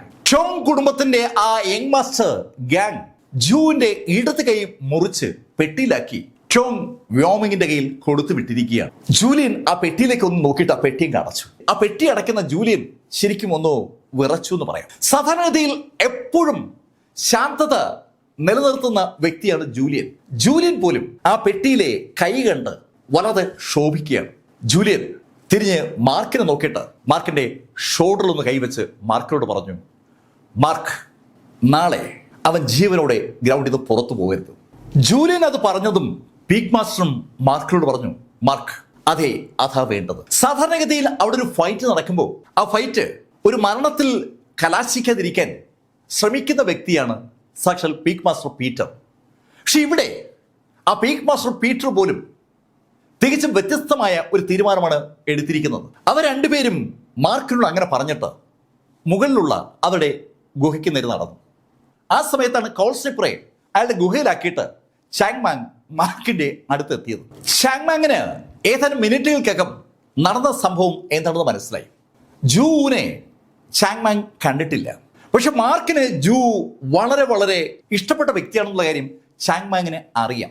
അതുകൊണ്ട് തന്നെ കൂടുതലൊന്നും പറയാൻ നിൽക്കാതെ ചാങ്മാങ് മാർക്കിന്റെ തോളിൽ പതുക്കെ ഇങ്ങനെ തട്ടുകയാണ് ചെയ്തത്. മാർക്കിനോടായി ചാങ്മാങ് പറഞ്ഞു, മാർക്ക്, നീ റെസ്റ്റ് എടുക്കുക, പിറ്റേ ദിവസം രാവിലെ ഫൈറ്റ് ഉള്ളതാണ്. ആ കാര്യം പറയാതെ പറയുകയാണ് യഥാർത്ഥത്തിൽ ചാങ്മാങ്.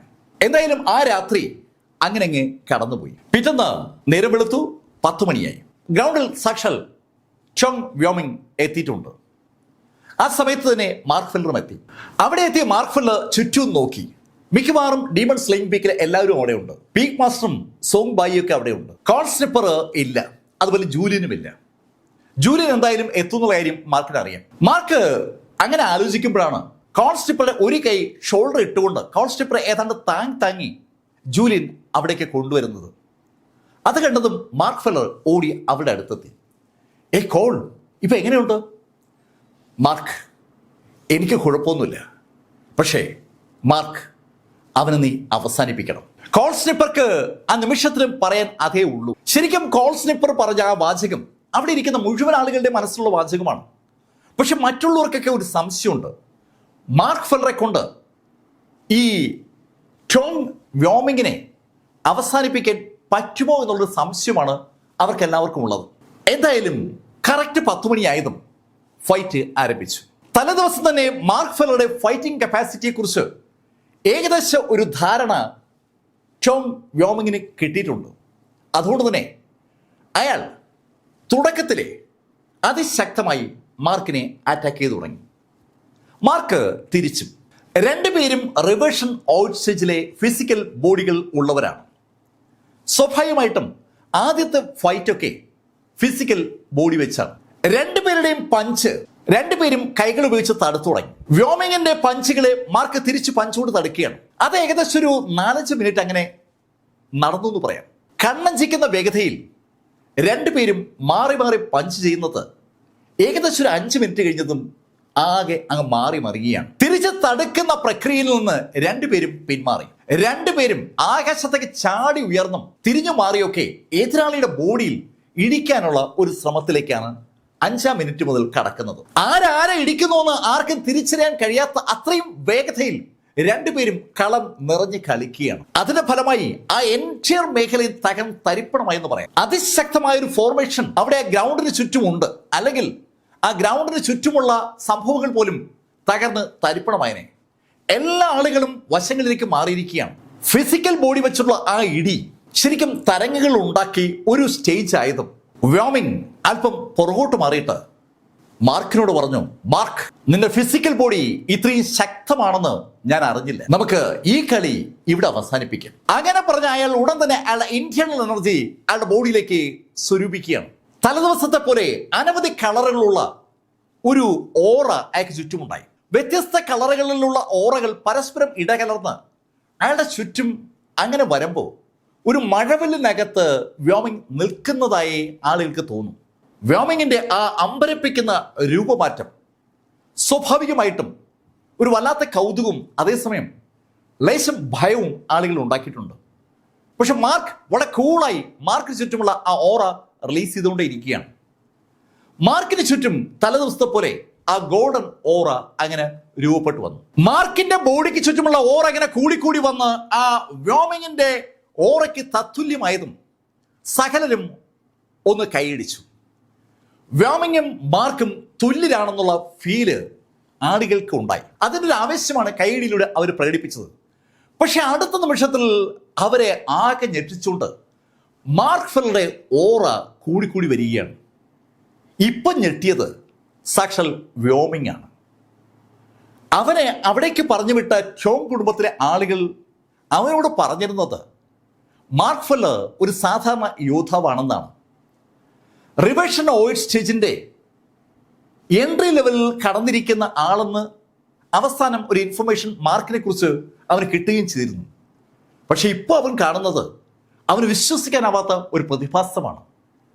മാർക്കിന്റെ ഓറ നിമിഷം കൂടി കൂടി കൂടി വന്ന് അവന്റെ ഓറയെ പ്രസ് ചെയ്യുന്നതിലേക്ക് കാര്യങ്ങളെത്തി. ശരിക്കും മാർക്കിന് ചുറ്റുമുള്ള ഓറ ഇങ്ങനെ കൂടി ഒരു മല പോലെ വരികയാണ്. മാർക്കിനെ തിരിച്ചറിയാൻ പോലും കഴിയാത്ത ശൈലിയിൽ ഒരു സൂര്യൻ ജ്വലിക്കുന്ന പോലെ മാർക്ക് ഫെല്ലർ ജ്വലിക്കുന്ന ആ രംഗം കാണാൻ പറ്റാതെ പോയാൽ അതൊരു സങ്കടമായേനെ എന്ന് തോന്നുന്ന ശൈലിയിൽ ആളുകൾ ആ ഡീമൺ സ്ലെയിങ് പീക്കിലെ പീക്ക് മാസ്റ്റർ ഉൾപ്പെടെയുള്ള ജൂലിയൻ ഉൾപ്പെടെയുള്ള കൗൾസ്ലിപ്പർ ഉൾപ്പെടെയുള്ള സോങ് ബൈ ഉൾപ്പെടെയുള്ള ആളുകൾ കണ്ണു തുറന്ന് അങ്ങനെ നോക്കിയാണ്. വ്യോമിങ്ങിന് പെട്ടെന്ന് എന്തൊരു അസ്വസ്ഥത ഫീൽ ചെയ്തു. തനിക്ക് അബദ്ധം പറ്റിയോ എന്നൊരു ഫീലാണ് വ്യോമിങ്ങിന് ഉണ്ടായത്. വ്യോമിങ് അതിനെക്കുറിച്ച് ആലോചിക്കുമ്പോഴേക്കും മാർക്ക് ഫെല്ലറുടെ കൈ ഒന്ന് മുന്നോട്ട് ചലിച്ചു കഴിഞ്ഞു. ശരിക്കും അതൊരു കാഴ്ചയാണ്. മാർക്കിന് ചുറ്റുമുള്ള അതിശക്തമായ ഗോൾഡൻ പ്രകാശത്തിന്റെ ആ പവറിൽ മാർക്ക് ഫെല്ലറുടെ കൈ ഒന്ന് ചലിച്ചതും നൂറുകണക്കിന് സൂര്യന്മാർ ഒന്നിച്ച് മുന്നോട്ട് കുതിക്കുന്ന ശൈലിയിൽ ഒരു സുവർണ പ്രകാശം അതിവേഗതയിൽ കൊടുങ്കാറ്റ് പോലെ മാർക്ക് ഫെല്ലറുടെ ആ വലത് കൈമുഷ്ടിയിൽ നിന്ന് വ്യോമിങ്ങിനെതിരെ പാഞ്ഞു വന്നതും വ്യോമിങ് തന്റെ സകല കഴിവെടുത്ത് ആ പവർഫുൾ ഗോൾഡൻ റേസിനെ തടുക്കാനായി കൈ ഒന്ന് ഉയർത്തി. ആ നിമിഷത്തിൽ വ്യോമിങ്ങിന്റെ കയ്യിൽ നിന്ന് ശക്തമായ ഒരു സീൽ ഉണ്ടാവുകയാണ്. അതിലും മഴവില്ലിന്റെ നിറമാണുള്ളത്. ആ മഴവില്ലിന്റെ നിറമുള്ള സീൽ പെട്ടെന്ന് വളർന്ന് വലുതായി അയാൾക്കും മാർക്കിനും ഇടയിൽ ഒരു മറ തന്നെ സൃഷ്ടിച്ചു. പക്ഷെ ആ മറ സൃഷ്ടിച്ചു എന്ന് അയാളുടെ മനസ്സിൽ തോന്നിയ ആ നിമിഷത്തിൽ ആ മറ തകരുകയും ചെയ്തു. മാർക്കിന്റെ ശക്തമായ പഞ്ചിൽ ആ മഴവില്ല് തകർന്ന് തരിപ്പണമായെന്ന് മാത്രമല്ല, വ്യോമിങ്ങിന് ചുറ്റുമുള്ള ആ ഓറയും അത് തകർത്തു. വ്യോമിങ്ങിന്റെ പുറത്ത് ആ ഓറ തകരുന്ന സമയത്ത് ശക്തമായ പ്രശ്നം അനുഭവപ്പെടുകയാണ്. എന്ത് ചെയ്യണമെന്ന് വ്യോമിങ്ങിന് തിരിച്ചറിയാൻ കഴിയുമ്പോൾ ഇടി വ്യോമിങ്ങിന്റെ പുറത്ത് വീണു. വ്യോമിങ്ങും മാർക്കും തമ്മിലുള്ള അകലം ഏകദേശം 20 മീറ്ററാണ്. 20 മീറ്റർ അപ്പുറത്ത് നിൽക്കുന്ന മാർക്ക് ഫെല്ലറുടെ പഞ്ചാണ് ഇപ്പോൾ വ്യോമിങ്ങിന്റെ പുറത്ത് പതിച്ചിരിക്കുന്നത്. മാർക്കിന്റെ കൈ അവിടെ എത്തിയിട്ടില്ല. പക്ഷെ ആ കൈ ഉണ്ടാക്കിയിരിക്കുന്ന അതിശക്തമായ പ്രഷർ, കാറ്റും പ്രകാശവും എല്ലാം കൂടി ചേർത്ത് ഒരു ഊർജം ഉണ്ടാക്കി അവന്റെ പുറത്ത് ഇടിച്ചതാണ്. ഇടി തനിക്ക് കിട്ടി എന്ന് വ്യോമിങ് മനസ്സിലാക്കുമ്പോഴേക്കും വ്യോമിങ് തെറിച്ചു കഴിഞ്ഞു. തെറിക്കുന്ന വ്യോമിങ്ങിന്റെ വായിൽ നിന്ന് രക്തം തെറിക്കുന്ന കാഴ്ച താഴെ നിൽക്കുന്ന ആളുകളൊക്കെ കണ്ടു. ശരിക്കും വ്യോമിങ് ആകാശത്തേക്കാണ് തെറിച്ചത്. മാർക്ക് ഫെല്ലറുടെ ഇടി ആ ശൈലിയിലാണ് അവന്റെ പുറത്ത് പതിച്ചത്. നെഞ്ചിന് തൊട്ട് താഴെ ആ ഇടിയേറ്റ വ്യോമിങ് ആകാശത്തൂടെ തെറിച്ച് താഴെ വീണു. താഴേക്ക് വീണ അവൻ പെട്ടെന്ന് തന്നെ ചാടി എണീറ്റു. അവന്റെ കയ്യിൽ ഒരുപാട് സ്പെല്ലുകൾ ചോങ് കുടുംബം പഠിപ്പിച്ചതുണ്ട്. അവൻ അതിവേഗം ഒരു സ്പെല്ല് ആക്ടിവേറ്റ് ചെയ്തു. ആ സ്പെല്ല് ആക്ടിവേറ്റ് ചെയ്തതും അവന്റെ ആ മഴവിൽ നിറത്തിലുള്ള പ്രകാശം ഒരു ഡ്രാഗൺ രൂപത്തിലേക്ക് മാറി. ഒന്നല്ല, അനവധി ഡ്രാഗണുകൾ അവന്റെ മുന്നിൽ ഇങ്ങനെ പ്രത്യക്ഷപ്പെടുകയാണ്. ശരിക്കും ആ പ്രകാശത്തെ ഡ്രാഗൺ രൂപത്തിലേക്ക് കൺവെർട്ട് ചെയ്ത വ്യോമിങ് അവന്റെ കയ്യിലുള്ള എല്ലാ തുറുപ്പുചീട്ടുകളും എടുത്ത് ഉപയോഗിക്കാനുള്ള തയ്യാറെടുപ്പിലാണ്. ആ ഡ്രാഗണുകൾ ഒന്ന് മുരളുമ്പോഴേക്കും Mark Feller line word formula activate ചെയ്ത് ആ ഡ്രാഗണുകളുടെ തൊട്ട് മുന്നിലെത്തി. ആ ഡ്രാഗണുകൾക്ക് മുന്നോട്ട് കുതിക്കാനുള്ള സമയം കിട്ടും മുമ്പ് മാർക്ക് ഫെല്ലറുടെ അതിശക്തമായ പഞ്ച് വലത് കൈകൊണ്ടും ഇടത് കൈകൊണ്ടും ആ ഡ്രാഗണുകളിൽ പതിക്കുകയും ചെയ്തു. ആ ഡ്രാഗണുകൾ ചീട്ടുകൂട്ടൻ തകർന്നു വീഴുമ്പോൾ അങ്ങനെ തകർന്നു വീഴുന്നതും മാർക്കിന്റെ വലത് കൈയും ഇടത് കൈയും അതുപോലെ തന്നെ വ്യോമിങ്ങിന്റെ വലതും നെഞ്ചിലും ഇടത് നെഞ്ചിലും ആഞ്ഞു പതിച്ചു. രണ്ടിടിയും അങ്ങനെ പതിച്ചതും ആ ഇടിയേറ്റ് വ്യോമിങ് ഒന്ന് ഉള്ളിലോട്ട് വളഞ്ഞു. ഉള്ളിലോട്ട് വളയുന്ന വ്യോമിങ്ങിന്റെ വായിൽ നിന്ന് കുടുകുട രക്തം പുറത്തേക്ക് വീഴുന്നതും വ്യോമിങ് ആകാശത്തോട് പറക്കുന്നതും ആളുകൾക്ക് കാണാം. ശരിക്കും അയാള് ഒരു കമഴ്ന്ന പറക്കുന്നത്. ആ ശൈലിയില മാർക്ക് ഫെല്ലർ ഇടിച്ചിരിക്കുന്നത്. തറയിലേക്ക് തെറിച്ചു വീണ വ്യോമിങ് തെറിച്ചു വീണോടൻ അയാളുടെ മാന്ത്രിക നിലവറയിൽ നിന്ന് ഒരു വാള് കയ്യിലെടുത്തു കഴിഞ്ഞു. ആ വാളിന്റെ പിടിയിൽ അയാൾ ആഞ്ഞു പിടിക്കുമ്പോഴും അയാളുടെ വായിൽ നിന്ന് രക്തം ഒലിച്ചിറങ്ങുന്നത് ആളുകൾക്ക് കാണാം. മാർക്ക് ഫെല്ലർ ആ വാളിലേക്ക് ഒന്ന് നോക്കിയിട്ട് അതിവേഗതയിൽ മുന്നോട്ട് കുതിക്കുകയാണ്. മുന്നോട്ട് കുതിക്കുന്ന മാർക്ക് ഫെല്ലറെ നോക്കിക്കൊണ്ട് ആ വാള് കൊണ്ട് ആഞ്ഞൊരൊറ്റ വെട്ട് വ്യോമിങ്ങിന്റെ ആ സോഡ് ഫൈറ്റ് ശരിക്കും ശക്തമാണെന്ന് ആ സോഡ് പാഞ്ഞു വരുമ്പോൾ അത് സൃഷ്ടിച്ച പ്രകാശത്തിൽ നിന്ന് ആളുകൾക്ക് മനസ്സിലാവും. ആ പ്രകാശം മാർക്കിനെ തൊട്ടില്ല എന്നെത്തിയതും മാർക്ക് ഫെല്ലർ ആ വാളിൽ ഒന്ന് പിടിച്ചതും ഒരേ നിമിഷത്തിലാണ്. കണ്ണഞ്ചിക്കുന്ന വേഗതയിലാണ് മാർക്ക് ഫെല്ലറെ ആ വാള് കൊണ്ട് വ്യോമിങ് ആഞ്ഞു വെട്ടിയത്. പക്ഷെ ആ വാളിന്റെ തുമ്പിൽ അറ്റത്ത് മാർക്ക് ഫെല്ലർ ഒന്ന് പിടിച്ചു. ആ വാളിന്റെ അറ്റത്ത് പിടിച്ച മാർക്ക് ബലം പ്രയോഗിച്ചതും ആ വാള് ഒടിഞ്ഞതും ഒരേ നിമിഷത്തിലാണ്. ശരിക്കും ശക്തനായ വ്യോമിങ് താൻ ചെന്നുപെടാൻ പാടില്ലാത്ത ഒരു സ്ഥലത്ത് ചെന്നുപെട്ടതുപോലെ ഒരു ഫീലിലാണ്. അവന്റെ കൈവശമുള്ള ആയുധങ്ങളും സ്പെല്ലുകളും ഒക്കെ മാർക്കിന് നേരെ തുരുതുര ഉപയോഗിച്ചു തുടങ്ങി. പക്ഷെ ആ സ്പെല്ലുകൾ മാർക്ക് ഫെല്ലർ തടുക്കുന്നത് സ്വന്തം കൈകൊണ്ട് മാത്രമാണ്. അനവധി സ്പെല്ലുകളിലൂടെ അനവധി മാന്ത്രിക രൂപങ്ങളാണ് തുടർന്ന് അവിടെ വ്യോമിങ് സൃഷ്ടിച്ചത്. ആ സ്പെല്ലുകൾ സൃഷ്ടിക്കുന്ന ആ മാന്ത്രിക രൂപങ്ങളെ മാർക്ക് വെറും പഞ്ചുകൊണ്ട് തകർക്കുകയാണ്. മാർക്കിന്റെ ഇടിയേറ്റ് ഓരോ മാന്ത്രിക രൂപങ്ങൾ തകരുമ്പോഴും അത് സ്വാഭാവികമായിട്ടും വ്യോമിങ്ങിന്റെ ബോഡിയിൽ ബാധിക്കുകയാണ്. അവൻ സ്റ്റെപ്പ് ബൈ സ്റ്റെപ്പായിട്ട് പുറകോട്ട് മാറുകയാണ്. ഓടി രക്ഷപ്പെടാനുള്ള ഒരു മൈൻഡ് സെറ്റിലേക്ക് ഇതിനിടയിൽ വ്യോമിങ് എത്തി. വ്യോമിങ് ചുറ്റും നോക്കി. ഓടി രക്ഷപ്പെടാനുള്ള അവന്റെ ആ ശ്രമം മാർക്ക് ഫെല്ലർക്ക് മനസ്സിലായി എന്ന് വ്യക്തം. മാർക്കിന്റെ മാന്ത്രിക സ്പെല്ല് ആ നിമിഷത്തിൽ ആക്ടിവേറ്റ് ചെയ്തത്. മാർക്കിന്റെ ആ മാന്ത്രിക സ്പെല്ല് ഒരു സ്ഥലത്തെ ഫ്രീസ് ചെയ്യുന്ന സ്പെല്ലാണ്. റിവേർഷൻ ഓയിസ്റ്റേജിലുള്ള വ്യോമിങ്ങിന് ഓടി രക്ഷപ്പെടാൻ ശ്രമിച്ചപ്പോഴാണ് താൻ ഫ്രീസ് ചെയ്യപ്പെട്ട കാര്യം മനസ്സിലാകുന്നത്. ഞെട്ടി അയാൾ തിരിയുമ്പോൾ തൊട്ടു മുന്നിൽ മാർക്ക് ഫെല്ലർ ഉണ്ട്. മാർക്ക് കൂടുതലൊന്നും ചോദിക്കാൻ പോലും നിൽക്കാതെ രണ്ട് കൈ കൊണ്ടും അവന്റെ തലയിലേക്ക് പിടിച്ചു. എന്താണ് സംഭവിക്കുന്നതെന്ന് വ്യോമിങ്ങിന് മനസ്സിലാക്കും മുമ്പ് മാർക്ക് ഫെല്ലർ ആ രണ്ട് കൈ കൊണ്ടും അവന്റെ തല അതിശക്തമായി വലിച്ചങ്ങളാക്കി. ഫൈറ്റ് ചെയ്തുകൊണ്ടിരിക്കുന്ന വ്യോമിങ്ങിന്റെ കഴുത്തിന് മുകളിൽ നിന്ന് തല ഇങ്ങനെ വലിച്ചു ഊരിയാണ് മാർക്ക് ഫെല്ലർ എടുത്തത്. മാർക്ക് ഫെല്ലർ ആ തല ഇങ്ങനെ ഊരി എടുക്കുമ്പോൾ ആ തലയും ഉടലുമായി കണക്ട് ചെയ്യുന്ന ഞരമ്പുകൾ അതിൽ തന്നെ പറ്റി നിൽക്കുന്നത് ആ കാഴ്ച കണ്ട ആളുകളുടെ കണ്ണിൽ നിന്ന് മാറാത്ത രംഗമാണ്. ഈ സമയത്ത് വ്യോമിങ്ങിന്റെ ബാക്കി ഭാഗം തറയിലേക്ക് ഒരു ശബ്ദത്തോടെ അങ്ങ് വീണു. മാർക്ക് ഫെല്ലർ തൻ്റെ കയ്യിലിരിക്കുന്ന ആ തലയിലേക്ക് നോക്കി. ആ തലയിലേക്ക് നോക്കിയിട്ട് മാർക്ക് ആ തലയോട് പറഞ്ഞു, ഏയ് വ്യോമിങ്, നിനക്ക് ആശ്വസിക്കാം. നിന്റെ ഈ തല ഞാൻ നിന്റെ ടോം കുടുംബത്തിൽ എത്തിച്ചിരിക്കും. മാർക്ക് അത് പറയുമ്പോഴേക്കും സകല ആളുകളും മാർക്കിനടുത്തേക്ക് ഓടി എത്തിക്കഴിഞ്ഞു. ഈ തണ്ടർ കോർട്ട്യാർഡിനകത്ത് ഡീമൺ സ്ലെയിങ് പീക്കിന്റെ ആ മത്സരം നടക്കുന്ന അല്ലെങ്കിൽ ഫൈറ്റ് നടക്കുന്ന സ്ഥലത്ത് സാധാരണഗതിയിൽ ആളുകൾ കൊല്ലപ്പെടുന്നത് ഒഴിവാക്കുകയാണ് പതിവ്. പക്ഷെ ഇപ്പോ ആ വ്യോമിങ് കൊല്ലപ്പെട്ടപ്പോൾ പീക്ക് മാസ്റ്റർ പോലും അറിയാതെ രണ്ട് കൈയും ഉറക്കെ ഒന്ന് ഉയർത്തി പോവുകയാണ്. ജൂലിയന്റെ മുഖം സന്തോഷം കൊണ്ട് അങ്ങനെ നിറഞ്ഞു നിൽക്കുകയാണ്. മാർക്ക് ഫെല്ലർ ആ തല തന്റെ അടുത്തേക്ക് ഓടി വന്ന് ചാങ് മാങ്ങിന്റെ കയ്യിലേക്ക് കൊടുത്തു. അതിനുശേഷം മാർക്ക് ചാങ്ങിനോട് പറഞ്ഞു, ചാങ്, ഇത് നീ നന്നായി പാക്ക് ചെയ്യും, നമുക്ക് ഇത് ഉപയോഗപ്പെടും. മാർക്ക് പറയുന്നതിന്റെ അർത്ഥം ചാങ് മാങ്ങിന് മനസ്സിലാകും. ടോം കുടുംബത്തിലേക്ക് അവരൊരു ഫൈറ്റിന് പോകാൻ പോവുകയാണ്. അവിടെ ചെന്നാൽ ആദ്യം ടോം കുടുംബത്തിന് ഒരു സമ്മാനം കൊടുക്കണമല്ലോ. ആ സമ്മാനമാണ് ആ തലയെന്ന് മനസ്സിലാക്കാൻ ചാങ് മാങ്ങിന് വേറെ ആരുടെയും സഹായമൊന്നും വേണ്ട. ചാങ് മാങ് ആ തല അങ്ങനെ അങ്ങ് പാക്ക് ചെയ്യാറെ കൊണ്ടുപോകുമ്പോൾ മാർക്കിന് ചുറ്റും വളഞ്ഞു നിൽക്കുന്ന ആളുകൾ അറിയാതെ മാർക്കിനോട് പറഞ്ഞു പോവുകയാണ്, മാർക്ക്, ശരിക്കും നീ ഞങ്ങളെ അത്ഭുതപ്പെടുത്തിയിരിക്കുകയാണ്. മാർക്ക്, നീ ഫൈറ്റ് ചെയ്യുന്നത് ഞങ്ങൾ ആദ്യമായിട്ടാണ് കാണുന്നത്. പലതരത്തിലുള്ള കമന്റുകൾ അവിടെ വരുമ്പോൾ മാർക്ക് തിരിഞ്ഞ് പീക്ക് മാസ്റ്റർ അടുത്തേക്ക് നടന്നു. മാർക്ക് നടന്ന് അവരുടെ അടുത്തെത്തിയതും പീക്ക് മാസ്റ്റർ മാർക്കിനോടായി പറഞ്ഞു, മാർക്ക്, ഇപ്പോ എനിക്കൊരു സംശയമുണ്ട്. നിന്റെ ആ പ്രിമോഡിയൽ സ്പിരിറ്റ് തകരാറിലായിരുന്നു എന്ന് നീ പറഞ്ഞ ആ കഥ വാസ്തവമാണോ എന്നൊരു സംശയമാണ് എനിക്കുള്ളത്. അത് കേട്ടതും മാർക്ക് ഫെല്ലർ പീക്ക് മാസ്റ്ററോട് പറഞ്ഞു, പീക്ക് മാസ്റ്റർ, അതൊക്കെ സത്യം തന്നെയാണ്. അതിന് മറുപടിയായി ജൂലിയൻ പറഞ്ഞു, മാർക്ക്, എനിക്കിപ്പോ ഈ ഡീമൺ സ്ലെയിങ് പീക്കിലെ നമ്പർ 1 നീ ആണോ എന്ന് സംശയമുണ്ട്. എന്നെക്കാൾ നീ ശക്തനാണ്. ഞാൻ നീ തമ്മിൽ ഫൈറ്റ് ചെയ്താൽ നീ വിജയിക്കുമെന്നാണ് എനിക്ക് തോന്നുന്നത്. ഹേയ് ബ്രദർ ജൂലിയൻ, അങ്ങനെ പറയാതെ. ഈ ഡീമൺ സ്ലെയിങ് പീക്കിലെ ശക്തൻ അത് എന്നും ബ്രദർ ജൂലിയൻ തന്നെയാണ്. അക്കാര്യത്തിൽ ഒരു സംശയം വേണ്ട. മാർക്ക് ചിരിച്ചുകൊണ്ട് സന്തോഷത്തോടെയാണ് അങ്ങനെ പറഞ്ഞത്. അത് ജൂലിയന് ഇഷ്ടമാവുകയും ചെയ്തു. ജൂലിയൻ ഈ നമ്പറിലൊന്നും വിശ്വസിക്കുന്ന ആളെ അല്ല. ജൂലിയന്റെ ഒരു രീതി മറ്റുള്ളതിൽ നിന്ന് ലേശം വ്യത്യാസമാണ്. എപ്പോഴും ഒരു ശാന്തത കൈവശമുള്ള ആൾ കൂടിയാണ് ജൂലിയൻ. ജൂലിയൻ മാർക്കിനോട് പറഞ്ഞു, മാർക്ക്, നമുക്ക് നാളെ തന്നെ ടോം കുടുംബത്തിലേക്ക് പോകണം. അങ്ങനെ പിറ്റേ ദിവസം എല്ലാവരും റെഡിയായി. അവരുടെ ടീം റെഡിയായി നിന്നതും പീക്ക് മാസ്റ്റർ പീറ്റർ മാർക്കിനോട് പറഞ്ഞു, മാർക്ക്, ഈ മിഷന് നേതൃത്വം കൊടുക്കുന്നത് ഈ നിമിഷം മുതൽ നീയാണ്. അങ്ങനെ പീക്ക് മാസ്റ്റർ പറയുമ്പോൾ അതിനകത്ത് ആർക്കും അഭിപ്രായ വ്യത്യാസമില്ല.